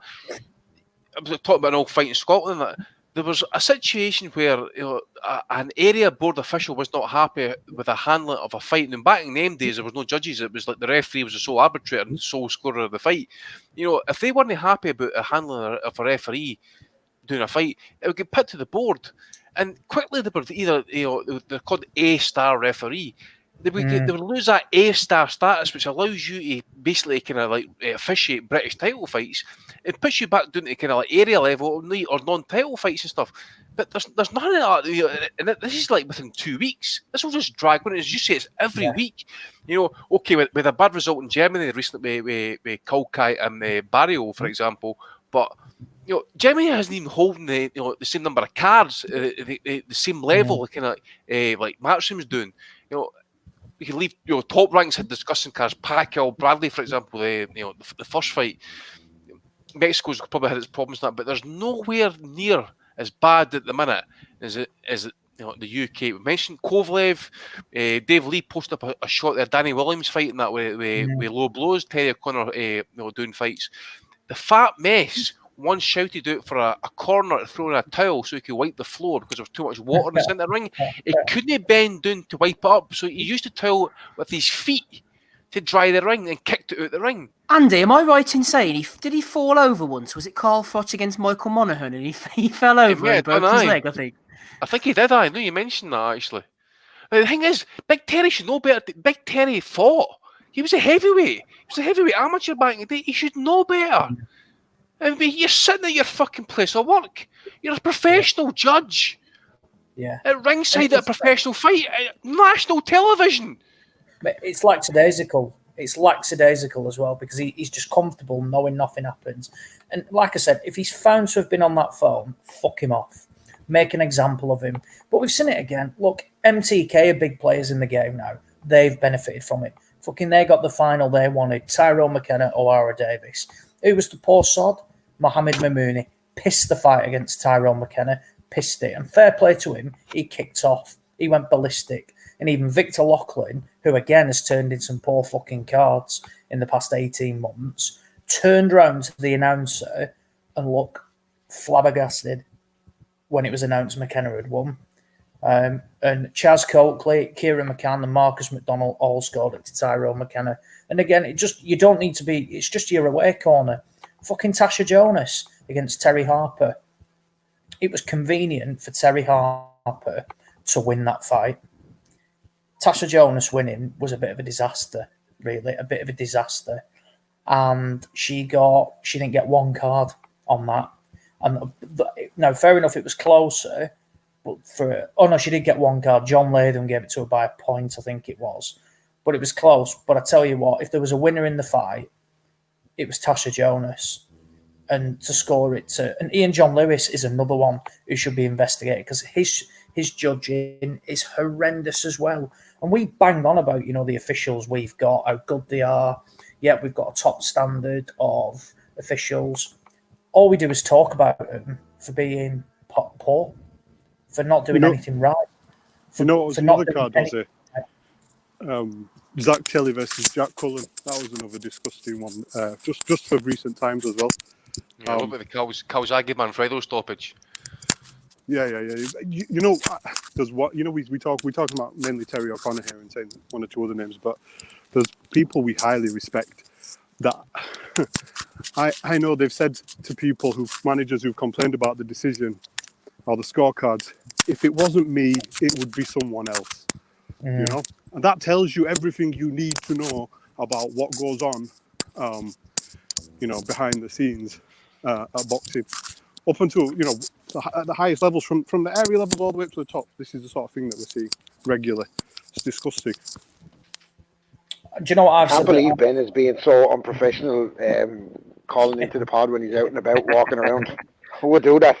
Who do you think he was texting, Rob? What was Terry doing on the phone? What do you think he was doing? He was texting Conor Golds and congratulating him on his 2 goals yesterday. He could have been forwarding on the fucking Rangers Celtic lesbian porn, Andy. Yeah, she was the A side, baby. She was the A side. There wasn't much fucking A side, can I tell you? That's the one time I'd agree that the fucking Premier League is better than college football. I've said what should happen though now. I've said for a while that I think ringside judging is outdated. I think when there's crowds there, judges are too easily influenced, the reaction of, for example, you see when one of the Smith brothers fights, the Smiths sit in the corner behind the judges and everything that's popped out as a shot, they what's it called? They're up in arms, going mad. Scott Cardle's dad was a bad one for it. Every shot that landed, he was up in arms, going mad. So I've said I would remove judges from ringside and I would put them in the arena, in like one of the boxes, like soundproof booth type of thing, and they have a monitor and they watch it on a monitor, so they get the best angle they can. They basically get the TV angles type of thing. They don't see the replays naturally, because that can be tailored to one fight or the other. You don't have any commentary and you just watch the fight. You see everything then, and I'd be interested to see what you get back off that. Because naturally, from ringside, you only get one angle, and you're looking around and things like that. I wonder if that would work. Now, I know it won't work at all levels. I mean, it's going to be difficult, like fucking small hall shows and stuff. It's not going to be easy. And I know every fight matters. But for your bigger cards that can afford to do it, why not? Something's got to change. Something has got to change. And I don't buy all this bullshit of, like recently retired fighters should be brought in to do it, because why should they? I've some of the clearly biased as well. Look at Macklin cards sometimes, stuff like that. Exactly. Nelson exactly with his opinions and stuff. Yeah. Or Usic's Bell used technically better than Usyk, for example. That type of stuff, Yeah, some of the opinions and scorecards that we've seen from ex-pros are horrendous, absolutely horrendous. And just because you put a pair of gloves on does not mean that you can score a fight better than somebody else. But for me, something has got to change. And now the board can come out of this looking extremely well if they act on what has gone wrong with Terry O'Connor. But sadly, I think we'll see him in the ring in probably a month's time. It wouldn't shock me if he gets appointed to go and fucking officiate at the in the Daniel Dubois card. It really wouldn't. Yeah. And what a waste that'd be. There's a petition out, so go and sign it for whatever good it does. But it's getting it'll be jobs for the boys, as everything is said, man. It's just disgusting. Only you're just going to keep. It's the same faces all the time. You see the fresh faces in that as well, mate. I seen some of the boys up at Cash Farouk against McGregor, for example, and there were some fresh faces there. But they weren't getting involved, or they weren't involved with the main event, for example. They were doing the undercard. But why not just put them into the fire sometimes? Put 2 experienced judges in at a main event and put one of the lesser known guys or persons into the third seat and just see how they go. Trial by error, at the end of the day. But again, that's maybe unfair to say a trial by error because we want to get the right scorecards. Well, we're not getting them now, are we? So I mean, No. you can't do any worse. Well, I know. Let's make okay. For example, we had recent. What fights was it actually when we had the judges sitting ringside with the head guards on? No, the head guards, the ear defenders on. Oh yeah, was that the Super Series? Was it? I'm sure it was. Wasn't that long ago? Was it? Wasn't it a WBC thing? Was it that thing Evander Holyfield did? I can't remember. I'm sure WBC said something about doing that. Maybe it was more recent. I think, Ben. More recent fight. It was a professional fight, I'm sure. I don't mean the Evander Holyfield fight. I mean he did that tournament with the WBC, and I can remember Gallagher went over for it. Yeah, it was a few months ago. I think. Yeah. I remember Joe Cortez once saying. I think he got asked a question about judging and stuff. And he once said that the best way, if you're going to have judges ringside, would be have them in an elevated position, looking down on the ring rather than being sit, because you know yourself, if you're sitting ringside, you're basically sitting like a worm's eye view. You're looking up. You've got to look through the ropes. You've got to look through corner posts and stuff like that. So if you're elevated without that type of thing, I think you would get a better dimension, shall we say, a better angle looking at how punches are landing, because you can yourself, if you're sitting at one angle at ringside and stuff like that, you miss certain things, especially if the action's across the ring, for example, you know. Right, boys, let's move on then, shall we? Episode 395. Andy is with us, Rob Kelly, Ben Fruki, and Ozzy Smith. Smido seems to have disappeared. Ben, one from you here. D-Dog has got in touch alongside Marcus Bellinger. Both have requested the intel on Big Prince Patel's fight over in Tanzania. Give it a full review of the bout even. Hashtag strap season, Ben. What went down in Tanzania? You know what? I got sent this before it sort of got released there by Tim's account there, but I didn't have the balls to sit through and watch it all because I respect my mental health more than to watch that all. But I noticed that one thing they had done was cut Prince Patel's reaction at the end. So when the actual scorecard gets announced, it's sort of cut, and then when the video resumes, it's sort of Prince Patel looking over the ropes and very upset. So other than that, I've just spoken to Oliver McManus, I think his name is. Writes for a few different outlets, and so he's been in touch with Innocent Everest. So I'll see if Oliver can get him on the pod for us, and we'll get the post-fight report from him. I sent Stevie's phone number. I was talking to Oliver as well. He sent me his phone number. I sent it to you, Steve. Sorry, Andy, I didn't even see it, man. Listen, you want to try him live now then? I've got his number here. I'll post it in the chat for you. Friggin' hell. There we go. Hey, this is about a first bit. He did say his English was a wee bit kind of patchy, like, so let's have a bit of banter. Hang on a minute. Where's Tanzania? What code is that? +25. It's based in Tanzania. You best ring him on WhatsApp. WhatsApp. Tell you what, I'll drop him a WhatsApp message now, see if he wants to come on, and then we'll see if we can get him before the end, okay? There we go. This is what I'm talking about. This is action. See if we can climb Everest before the end. Ad-libbing on the spot. This is what it's all about. This could be the greatest phone call since I tried to ring Broner that time. I was going to say, mate, you should maybe just put the Patreon money and just phone them up. You know, we'll give you all the cash this month just to pay your phone bill. Who was it I rang? Was it Jerry Belmontes and ended up with a £70 bill or something? On that note, we have Super Chat activated tonight. Listeners. Yeah, Super Chat. Come on, boys. Give us a Super Chat if you want us to ring Everest. 5 or 10 or phone or anything.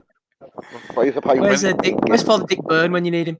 Okay, then, Rob, question for you while I try and get in touch with Innocent until proven guilty. Ryan Deal has thrown this in for you, Rob. He said, Joshua Boatsi to Virgil Hunter, I reckon. Too easy to hit with the right hand. Anyone with a bit of a punch will be happy to fight him after the last showing. He has similar attributes to Andre Ward, strong athlete and tight offensive puncher. If he could get some of the same defensive nous, he could be a quality fighter. That's an awful shout. Like, I don't know. I think Virgil Hunter hit the lotto with Andre Ward. I don't think he's recreated that form with any other fighter. As far as I can see, a lot of the fighters he hasn't actually done that well with him. I think did he have Angulo on stage? I think he had Angulo didn't do so well. They boxed really well against Canelo till they got knocked out. Look, I don't know. I think Virgil Hunter's a good coach. Is Boatsi going to go to the US and train over there? I don't know. Is that the talk? Like, I couldn't see it. I couldn't see him making that trip, to be honest with you. Okay, Andy, question for you coming in from Sean Nomas Vidal. In terms of Cash Farouk, I think Eddie signs boxers sometimes, not because he wants them to, but to make sure Frank doesn't get them shit business, but makes sense. So do you think that Eddie's trying to block people from these guys? I don't know. I really don't know. There's been a kind of habit. The kind of science fighters doesn't really know what to do with them. Cash being prime example. Maybe it's a wee bit unfair because I'm trying to remember now. Cash McGregor was it late last year, so when they had the pandemic and that's so been unable to get fights and stuff. But for what I was talking to Andy McCart, he believes the reason he came off the card was because it was opponent related, and he will be on the Usyk Chisora card. So when's that? 2 weeks time, I think it is. So it's just, but it'd be good to see him fight again. Actually, I didn't want to see him going up to like 122, and he's a 118 fighter. That's what he should be fighting. He's clearly going to need a couple of fights and stuff because I don't know where they're going to go at the minute. Unless they're going to go European, which McGregor's getting. So his options are going to be kind of slightly limited, but I think he kind of gets himself into kind of 6-8 rounders, 8-rounder minimum. Yeah, just get the rust off and just kind of keep active and stuff, and just kind of wait for an opportunity. But I think my personal opinion, and again, people are going to say I'm hating on Eddie and that, but I think Cash should have signed with Frank actually, because you see what he's doing at the minute. Okay, his cards are no fantastic, Frank's. They're shit, but at least he would be fighting kind of like domestic operation and maybe even the chance at kind of some sort of ranking and body belt. It's something to keep him active, unfortunately. But it's just it is what it is at the minute and that. But I don't know how long his deal is and stuff. But let's just hope he's active soon, and hopefully that Chisora opportunity on that bill comes through for him as well.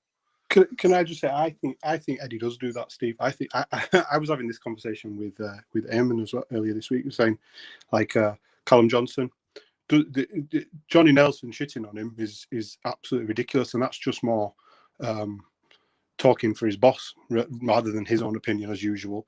Callum Johnson, Joe Gallagher's tried to make those fights from. I've been to that gym loads of times.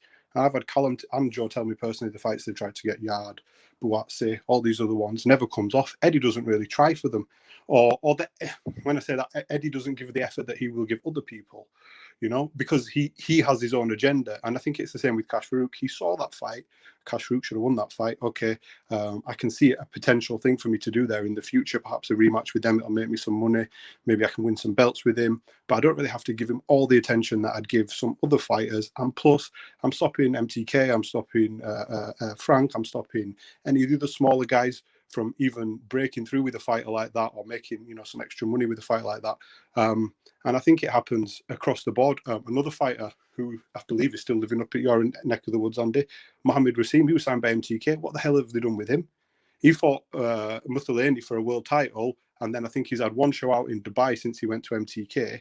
I know he was in a horrendous sort of contractual deal before, but they've not done anything with him. And he's a fantastic talent. I spoke to Mayweather when I was in the gym for Fury Wilder 2, and he was like, besides Floyd, this is the best fighter I've ever had. I've ever trained. And just speaking of what his work ethic is like, what have MTK done with that fighter? He's just sat there on the sidelines. I think it happens way too much. It's like the big football clubs. This is what I said to him. It's like the big football clubs who will sign, like, your Chelseas and Man Cities and stuff. They sign these players, sit them on the bench, they never do anything. And then when they really do get a chance to sign, sometimes sometimes like Mohamed Salah, they amaze the world. And other times they just sit out their careers on the bench, never doing for call. It's a wasted talent. No word back from Innocent just yet. I've messaged him. He hasn't responded. I'll keep you updated on that one. Hopefully get him on before the pod finishes. I'll throw a couple out then, boys, if anybody wants to comment on them. First of all, decent show, Andy. Saturday the 24th of October next week. Sergey Lipinets was supposed to be fighting Abdukakorov at one point. Custio Clayton's jumped into that one. I think Abdukakorov was having visa issues, the old visa issues in boxing or something. Xavier Martinez going against Claudio Morero, and Malik Hawkins against Subriel Matias. That's a good fight from the PBC there. Also, Andy, over in Mexico, then if you've got any interest on Friday night, Estrada, Cuadras, Gonzalez, and Martinez looking for an opponent. Any value amongst those two shows? Well, obviously, I've been watching Roman Gonzalez, obviously, as you know, a ride and die with the guy in that, but obviously the opponent, yeah, okay, it is what it is, but the guy who should have got the decision against Kaliafai in Monaco is, Gonzalez's return opponent, with the pandemic and that. It is, again, it is what it is, and that I suspect Gonzalez, I'm not going to say anything about, I expect Gonzalez to win, because this year has just been an absolute clusterfuck for my predictions and stuff. It's just way off the charts, man. It's crazy. I mean, like as I say, you had guys on the Sky Show there last night. The guy Charlton, fair play to him, for example, coming in there and upsetting the odds as such. Saying that this is his kind of atmosphere. You just don't know, But I'm suspecting Gonzalez to win. Estrada Quadras might be a tighter affair. Quadras Might be off that, mate. Is it? Well, Steve has mentioned that. What's happening here? Because Cesar Martinez was meant to be fighting. What's his name again, Steve? Yeah, so Julio Martinez is. Maximino Flores. Sorry. That's it, Flores. Aye. He's out with coronavirus, and Quadras has registered a positive test. But all of his other team haven't. COVID. Yes, yeah. So they're trying to say that it's a false positive. No, nothing's come out for a couple of days, but look, it's happening on Friday. So they need to do quickly. And there's something wrong with these commissions in Mexico as well. That's going to be off as well, because Quadras will be naturally ruled out because of the virus. The other thing as well is because, as I was saying to you, Steve, a lot of these Mexican shows are coming up uncommissioned or unsanctioned because the commission's somehow not involved, or I don't know what it is. But that's right. There have been since it came back, Andy, right back to Navarrete, wasn't it? I think it was the first one. Yeah, so I'm just thinking, right, so what happens if Quadras is out? I don't know how much. I mean, Gonzalez said that, I'm sorry, it was Estrada. I can't. Whoever said it was like 80-90% made the rematch between Gonzalez and Estrada. Surely they can maybe push this back a few weeks, get the two of them to fight, and give Martinez against Gonzalez a catchweight fight, save the card a wee bit. Now, it's maybe pushing it back a couple of weeks. And that maybe the weight might be an issue, and that try and take it back off. But if Quadras is out, that car's going to sink, surely, because, apart from Gonzalez, there's nobody else got a fight according to BoxRec. The likes of Gonzalez, he needs to just go in right now. They need to put him in against Estrada, stop pissing about with all these stupid fights and get them in against each other. Neither of them are getting any younger, especially Chocolatito. Estrada's the kind of guy who can jump straight in without all these intermediate fights. In the current climate, they need to just get it on, I think. Definitely. I mean, it's a fight it's been meant to have been calling for a rematch for the last best part of 3 years. Estrada's had his own injury problems and that as well. He's had these gimme fights, but he's also had some solid defences. He had the lost to Ring Versailles and they come back and won the rematch. But he's up in age as well. He's 30, best part of 45 fights in him at least. It's going to happen soon, but it's maybe it's a bit much to ask him to jump into a rematch for us coming Friday. As I say, if Quadras is definitely out, that card's got to sink. It's got to, unless Gonzalez Estrada's going to happen. But you would think, I'm sure I read somewhere as well, as that fight was hoping to get fans in for it as well. Was it late December, early January? I forget when it was. I need to forget about fans at the moment, I think. Yeah, definitely. Nobody knows what's going on. Get them in. Who cares if it's Friday? Remember Vitaly Klitschko coming in against Lennox Lewis whenever who was that fat guy, Kirk? Kirk Johnson. Kirk Johnson pulled out. Come on, man. Well, yeah, but as I say, a different era back then, them days, So you just wonder as well as Gonzalez Estrada. I mean, if they're on weight, if Quadras is out, why not just give Gonzalez and Estrada, 50-50 of the Quadras' purse, and just pay Gonzalez and Martinez whatever they're getting paid to have a catchweight fight, and then Gonzalez, I don't know. It's just there's too many variables because obviously Martinez is WBC flyweight champ. Gonzalez is getting a shot at a world title as well. So would he want to take a step back for that? He might say no. So who knows? This is a fucking problem because I was convinced Quadras was going to be fighting. Quadras, no party, no Spotty back. Spotty back on display last night. Not going to throw any accusations out. Talking of accusations, Aussie, Lewis Kelly threw in a question rather than an accusation. Love a bit of Joe Gallagher on this pod. Is Joe Gallagher, Aussie? Pricing is stable out of fight, says Lewis Kelly. Only Natasha and Hosea have fought during the lockdown, and it feels like these fights would have been harder not to make. No Liam or Callum Smith, no Callum Johnson. What the fuck is he doing? He's always moaning about his fighters not getting the credit they deserve or being overlooked, but they're not fighting. Can he not see if they're not fighting, they're quickly becoming irrelevant? Am I missing something? Yeah, to a certain extent. I think had Callum Johnson had the opportunity to box, he would have done. For some of them, yes. It was evident what was revealed last night between Hearn and Gallagher that Gallagher has basically stopped Natasha Jonas from boxing in November on that female card, because what it boils down to is a purse. Callum Smith won't fight because he wants top dough, and he's not a pay-per-view fighter, and the money's not there. Billy Joe Saunders is taking, so I know for a fact Billy Joe Saunders has basically said, look, I will box, fine, but don't get me any decent opponents because I'm not fighting top-level opponents for shit money, basically. So he says, I'll fight, but I'm not fighting, like you, the likes of Callum Smith and stuff, because why should I? You've brought me over saying you're going to pay me big dough, and you can't do it now. Smith, I think he's just, I don't think he's interested. I think unless you dangle, a huge big check in front of him, I think he can take it or leave it. I think he's earned that much money from the Super Series. He'll happily walk away. I really do. But yeah, Gallagher's a problem. Promoters have called him out on it before. It's greed. And look, I know he looks to get the best deal, but sometimes he's too unrealistic because he's got a vetted interest, because he manages a lot of these fighters as well, not just a trainer. And I genuinely believe that, I think they miss out on so many opportunities because he sticks his nose in and gets too greedy. I mean, look what we said about Liam Smith last week. Completely forgotten about. He jumped over left Frank and he beat Liam Williams twice.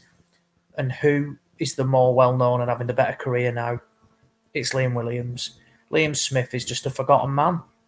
Sits on the sideline. Ben can probably shed a bit more notice about, when he updates on Liam Smith. But look, he was told he was going to get the big fights. His biggest fight's been Sam Eggington.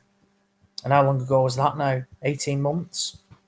12, 18 months, something like that. And there's no fight on the horizon for him. And I ultimately believe it boils back down to Gallagher, who, again, he wants massive dough for shit opponents, or he wants huge, huge money for opponents that he's not 100% sold on. Talking of Callum Smith, Ozzy, just quickly, a friend of the pod messaged me and he said pretty much what you said there. The World Boxing Super Series created such a serious financial distortion for these non-pay-per-view super middleweight fights. The likes of Callum Smith was absolutely raking it in. So why would you sort of drop down monetarily? He hasn't really fought anybody. Hasn't got any top-level wins, in my opinion, really, aside from Groves on the record. But he made such serious money. You can see why he's sitting out. Exactly, yeah, exactly. He's got massive, massive money. He's earned a fortune, probably more than a lot of fighters will ever will. So he'll just sit and wait now for a massive payday. That Canelo fight was never going to happen, so that's your biggest payday on offer. The what's it called fight between Smith and Saunders. They both think they deserve massive money. It's not going to. The cash isn't there because there's no gate. I don't think it would sell anyway, to be honest. They're both hardly big ticket sellers. I wouldn't be rushing to get a ticket to that sort of fight. Yeah, it's decent, but I don't think it's tremendous, in the grand scheme of things. And again, you look at Smith's performances since he's come back. He's fought crap.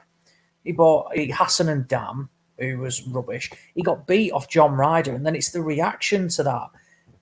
Gallagher does himself no favours rejecting, well, what about a rematch? No, why are we talking about this? We want big fights. The biggest fight available for Callum Smith now is a John Ryder rematch, and I don't think they'd go anywhere near that. Can I just say as well as there's another thing as well as his titles. After a while, inactivity is going to become an issue.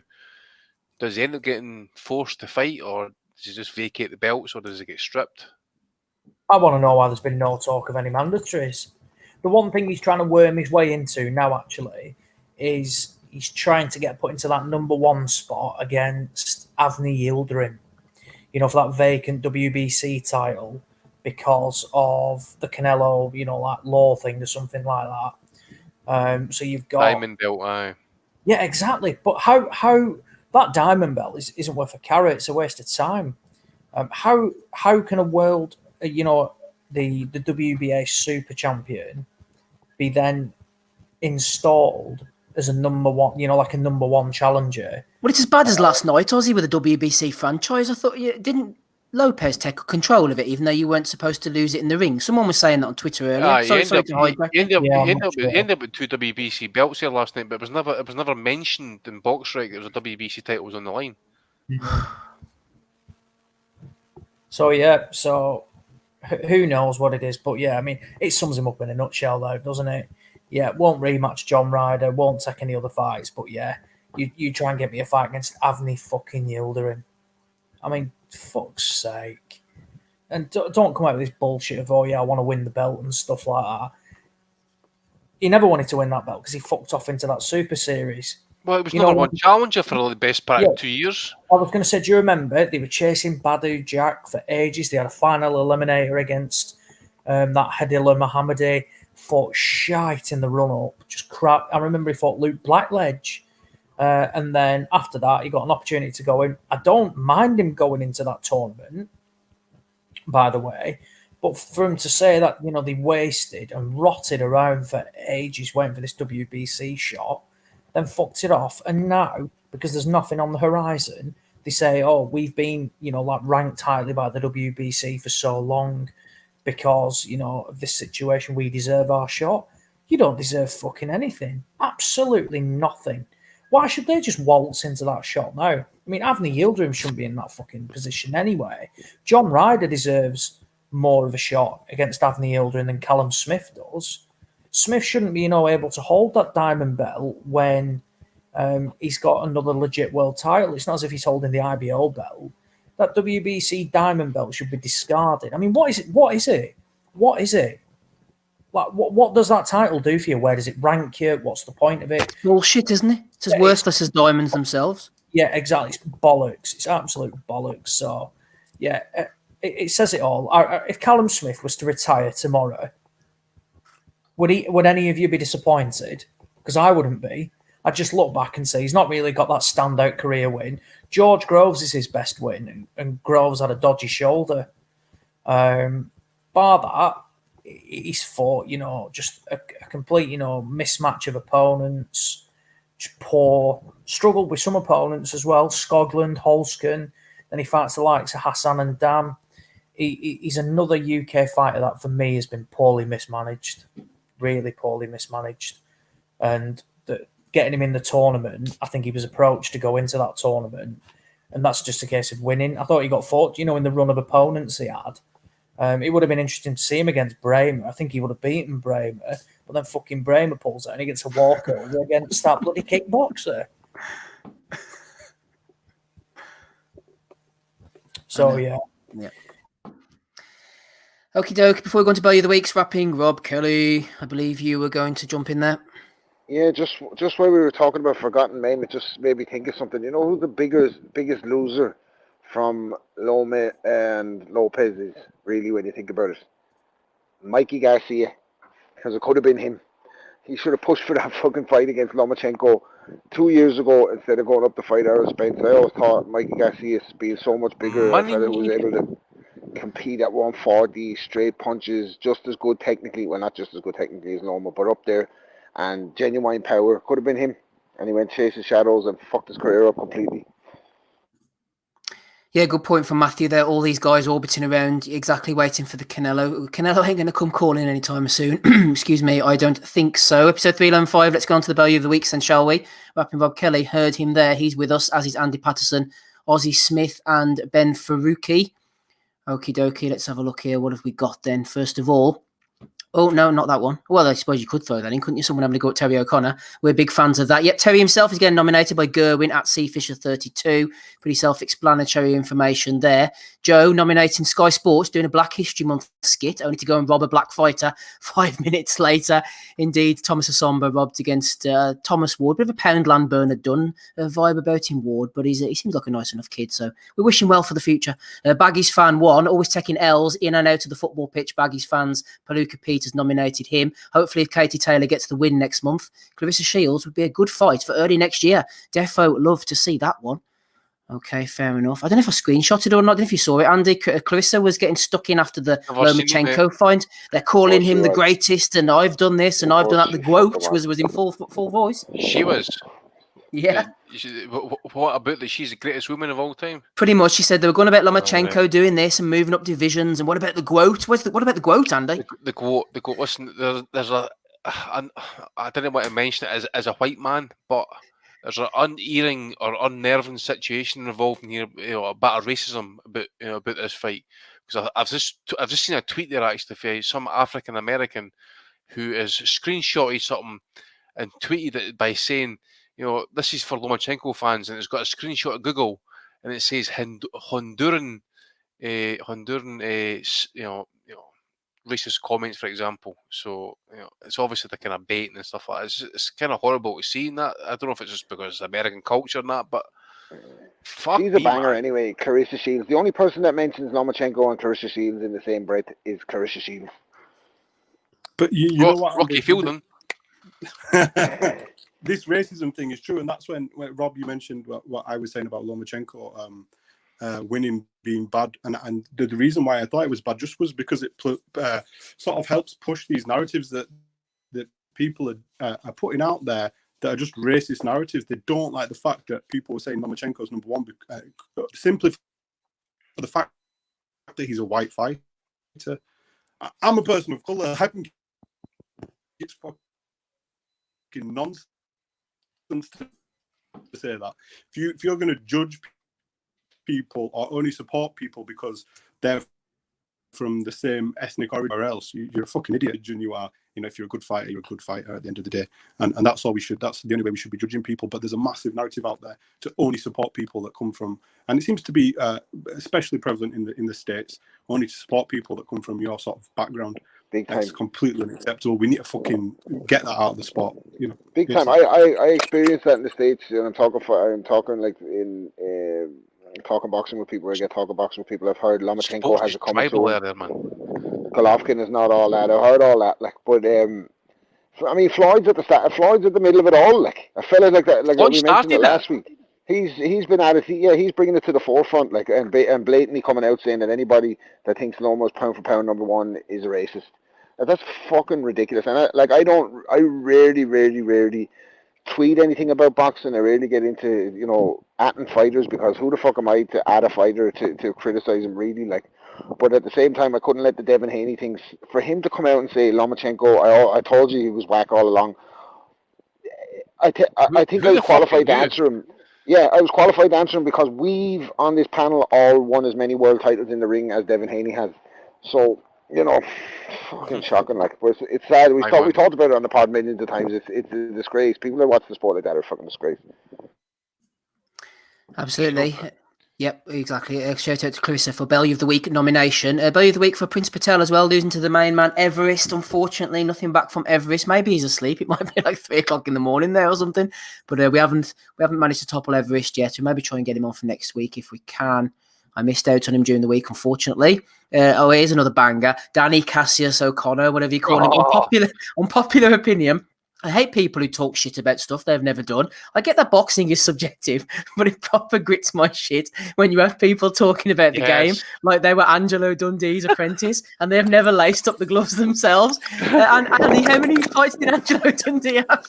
The square root of 0.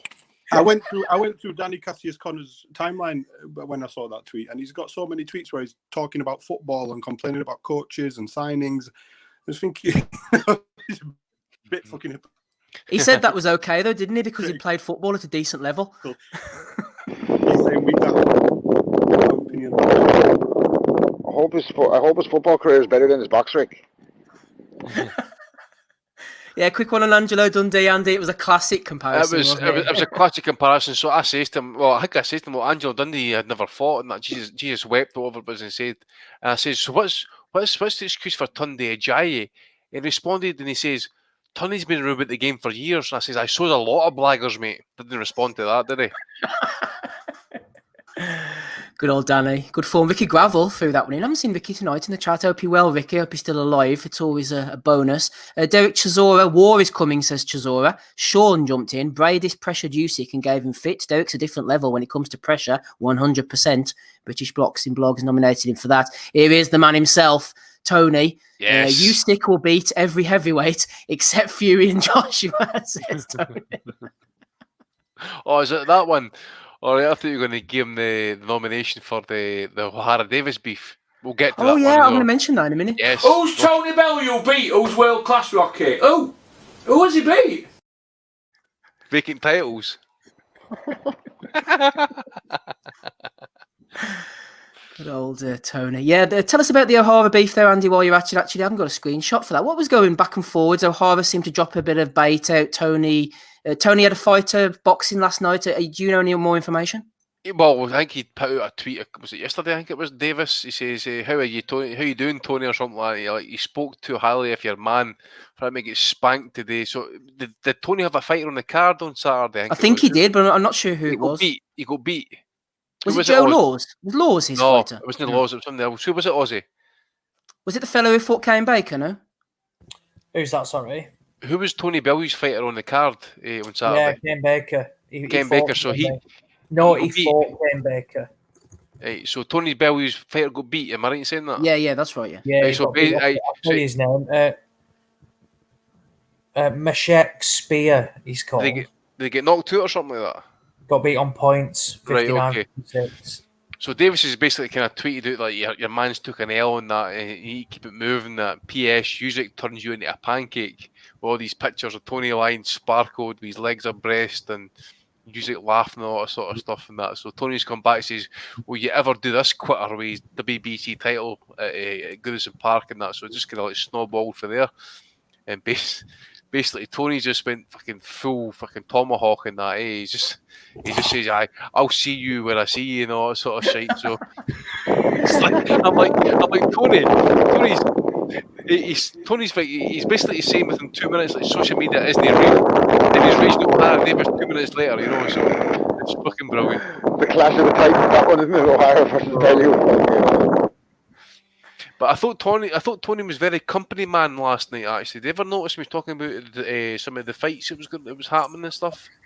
Did you ever notice the wee undertones? It wasn't Company man, Bellew, surely not. Yeah, Andy. but I'm sure Anna mentioned some comments on social media, for example, and Tony says, kind of like brushed those off and that. It says, well, I don't think it was that, it was close a fight. It wasn't that wide a fight, for example, and that. I forget that comments and that, but Tony's kind of slipping into full company man mode.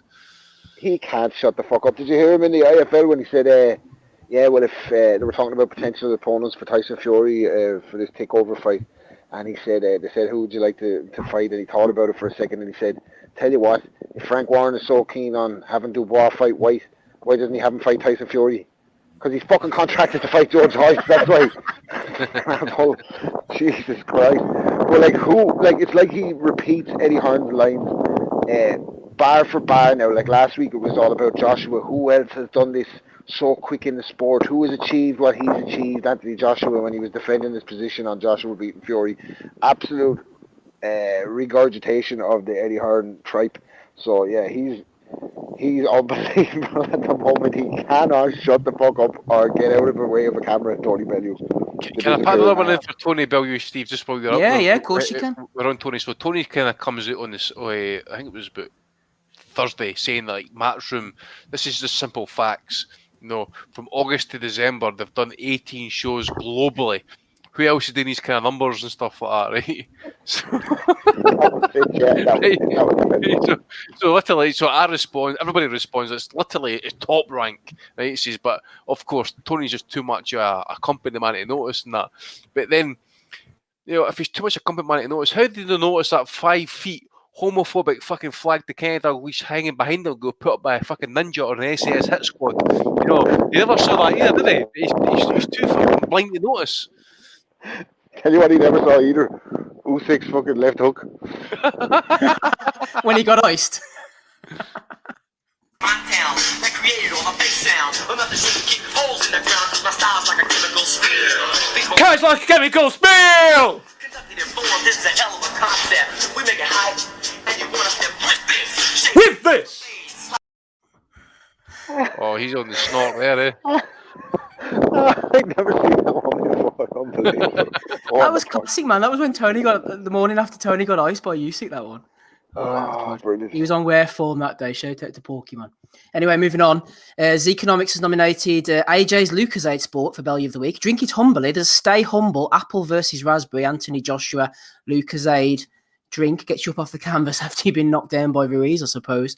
What's this one? Joe Fudges Kelly nominating Dusty Harrison, retweeting Smack Talk. I think even Dusty was clearing in his fight against Demetrius Andrade on Twitter. Here's Tony, talking about the article Matchroom have put on more shows during the pandemic. Ozzy says maybe worth checking out the amount of shows Top Rank have put on. Tony, then revise your statement.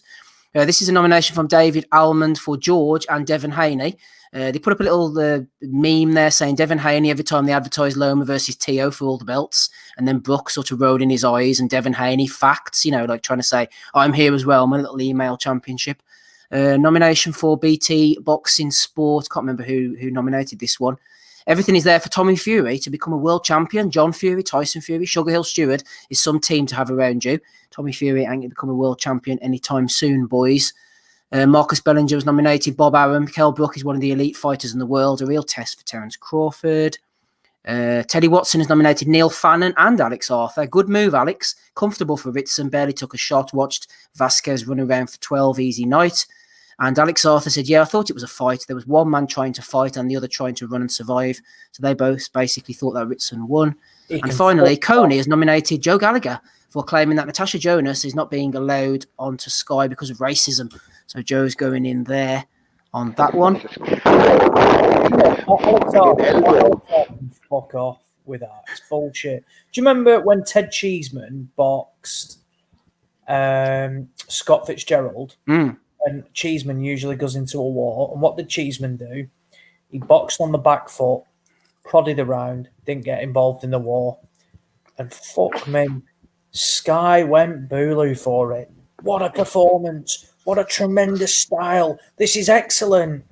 Now, it's a case of one man was trying to force the fight and the other one was just boxing on the back foot, prodding around. It's a joke. It's a fucking joke. How you can say Vasquez. I like Alex Arthur as well. I think he comes across really well, and he prior to that I thought he was decent, but yeah, he can fucking swivel on that because he's wrong. That's the Michael Gomez fight, catching up with him, Andy, maybe. Yeah. He had a few moments, Arthur, to be honest with you. But listen, see, to be honest, see in Ritson's case, by the way, see like a post-all. He was right about that fight, by the way. If Ritson would fight post-all, that would tell us exactly where he's at. And to be honest, I don't think he beats him. In fact, based off last night, he probably does actually. To be honest with you, sorry. What? Oh well, I was gonna say, fuck me. Yeah, if he's got Fat Terry in the corner, anything's possible to do that. There's, I reckon there's 20 fighters that Lewis Ritson won't beat at the moment. Easy. I'd take Terry Flanagan. Yep, I agree. Fat Terry's an asset to people, I think, though. You know what I mean? British officials, man, they're more dangerous to foreign fighters than frigging COVID-19. Yeah. It's the officials they want to be worrying about coming into the country, not contracting an illness. Yeah. Baranchik, I think, could smash him up, just destroy him. Barthélemy, like I said, Catterall would destroy him. O'Hara Davis would be interesting, purely for the fact it'd be interesting to see the way Davis comes to fight. I didn't think he looked great against McKenna, but that'd be interesting. I think Algeria would box rings around him. Beltran would still beat him now. Yigit would beat him. Relic would beat him. Who's that European champion? Sandor Martin. He'd beat him as well. They're a long. Imagine Mohamed Mamouni against Ritson. Again, if you can get a fair card, their levels, they're way off. Yeah, I don't even think they're at European level. They are a long, long way off. Okay, that's all the one I've got, boys. Any from you, Ozzy, first of all? We've got Bellew, all the Bellew ones in, haven't we? Yeah, without doubt. Got to chuck in Fat Terry. A for the scorecard, and B for actually getting caught on his fucking phone ringside during the fight. Can I just jump in there with Ozzy as well, mate, and just mention the petition that's getting asked to be signed? Because just again, for the listeners and people who are going to listen back to this, just remember this, just for like mathematical reasons. One judge had Ritson winning this fight 9 rounds to 3. Now, if he had misheard me, say it again loud. 9 rounds to 3 to Lewis Ritson. Well, Ritson, rolling on. Ben, any nominations from you? No, just Terry. That's the only nomination I had. And can I just ask? I'm sure we've seen pictures of him on his phone before. And maybe I'm wrong. Maybe it was a different judge. I'm sure we've seen a photo of a judge on their phone, a British judge as well. I can't remember who it was off the top of my head. I remember an American judge on the phone before. I'm not sure about a British one though, but it could possibly be. Andy, any nominations from you? Quite strong this week. Bellew throwing some good ones, and I think Danny O'Connor was a good frontrunner for me too. Yeah. Lopez Senior needs to retire now because he did say that he would be knocked out in 6 rounds. Didn't retire, so he needs to be a man of his word now. Obviously, he's not going to do it. Just a bit of a joke, obviously. But no, I like this one actually. Now, obviously, I don't know if anybody noticed Ramirez's manager. I think it was mentioned about Josh Taylor. Had it become there'll be like massive forfeits if Taylor missed the fight. It'll like cost him 7 figures. So you need to be staying out at the pubs and the clubs and that. So my orders are to get Taylor fight done for Ramirez, as I did with Hooker and all that sort of stuff. The good thing is, our first Der Führer, esteemed First Minister Nicola Sturgeon's actually shut down all the pubs.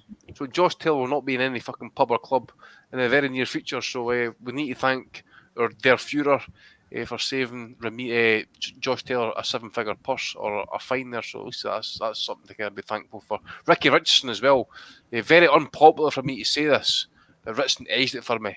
Turn the Sky commentary of Vasquez was tickling and running. You could hear power shots nearly landing from Richardson all night. Absolutely amazing. This one as well. Now, obviously, I could mention. I don't know if this is official or anything like that, but I've seen something getting mentioned last night. The WBC have now officially brought in the changes between cruiserweight and heavyweight. So I don't know what they're going to be telling their current champions, for example, like the international. Is it Bakubu? Maybe the youth champion, the emeritus champion, the interim champions, and all that sort of stuff that they need to cut at least what.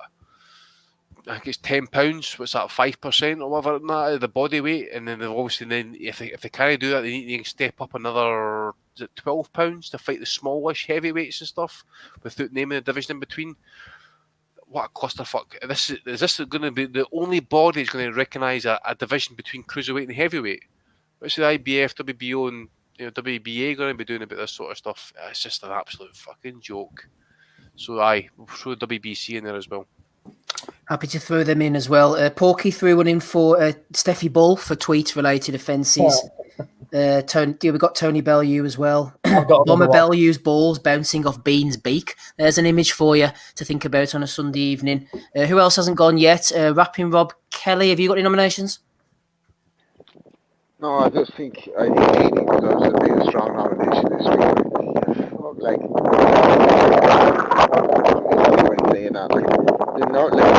We follow your players. We know we've been fighting. Haven't fought anybody in the same stratosphere. We all that from the sidelines. Have never won a world title. Pathetic. That was absolutely pathetic. That and Bellew and Terry O'Connor. Terry O'Connor getting caught on the phone is going to take some popping from me. He surely has a notion that there's cameras in here. I'm only sitting ringside. I'll have a quick look. I don't know. Was he checking scores or what was he at? Was he getting the kebab fixed? What he was on Just Eat or whatever the fuck he was doing. Anyway, he shouldn't have been doing it. So Just Eat. Yeah, I don't know, man. That was shocking. It really is bad.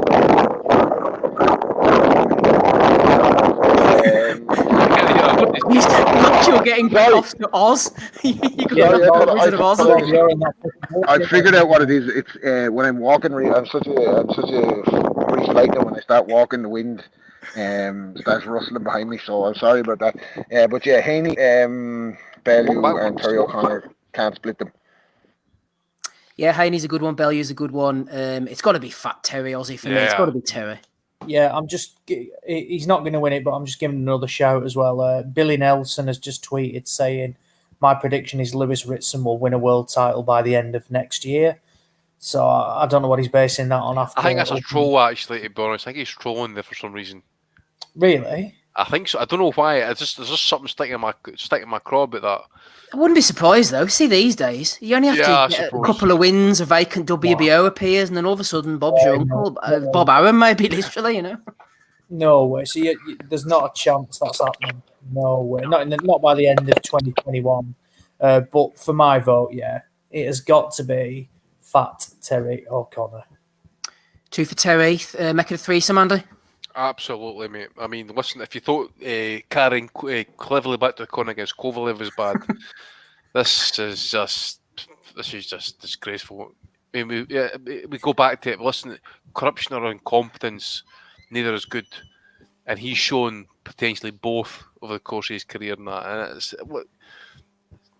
just bad. It's a bad sight, and fuck anybody that says that you know Germany's worse or America's worse than that. You know, look, we're apparently the biggest nation in the world now for holding these big events and stuff like that. Outside of ESPN, for example, this is happening close to every single show. There's a dodgy scorecard, one getting scored way wide, and now we know why. Fucking judges either falling asleep or watching their phone or watching RedTube on their mobile phone when they should be scoring a fight. That's what's been happening. 3 for Terry O'Connor, Rob. One thing that we haven't mentioned about Terry, actually, Rob, do you remember the first John McDermott Tyson Fury fight when he gave the fight to Fury? Yeah. You remember Frank Maloney screaming on the side of the ring? I mean, that could have affected Frank. That could have sent him down a dark path, that result. Yeah, there's a lot of stuff Terry O'Connor is guilty of. I don't know if we can give him fully the blame for that one, but it just stinks. Like, he's sitting on the phone. Like, it's like, how did you score the fight, Terry? Don't know, mate, but I have a brilliant WhatsApp of a cat falling out of the sky on a fella's head, and then a dog turns up with some shoes. But I couldn't tell you what happened in the fight. Just put it down for fucking Ritson. 4 for Terry. Ben, good to have you with us throughout, sir. Who's your nomination? You're going for Terry as well, aren't you? Obviously, yeah. It's got to be Terry. Disgraceful. Game, set, and match for Terry then. Congratulations. Episode 395, Belly of the Week. There we are then. Let's get out of here. If there's any more questions, comments, or anything that I have missed, I do apologise greatly. And I don't know what's going on in the chat. My chat seems to have frozen on new comments. I don't know what you guys are saying. Hopefully you're all right there. Having a good time. We'll see you all for episode 396. Thanks to everyone who's been on tonight. Ben Fuki's been with us, as has Andy Patterson. Rapping Rob Kelly, Ozzy Smith. Adam Smith was here as well. No Yanks tonight, unfortunately. We did have Sam Maxwell as a guest. Good to have Sam on with us. Yes, we shall be back next week. Hit the like button if you enjoyed what we did. Hit the unlike button if you think we're shit. Don't forget to subscribe, leave us a comment, all those lovely things. I've been Steve Wellings. Catch you all again same time at same place next week. Bye.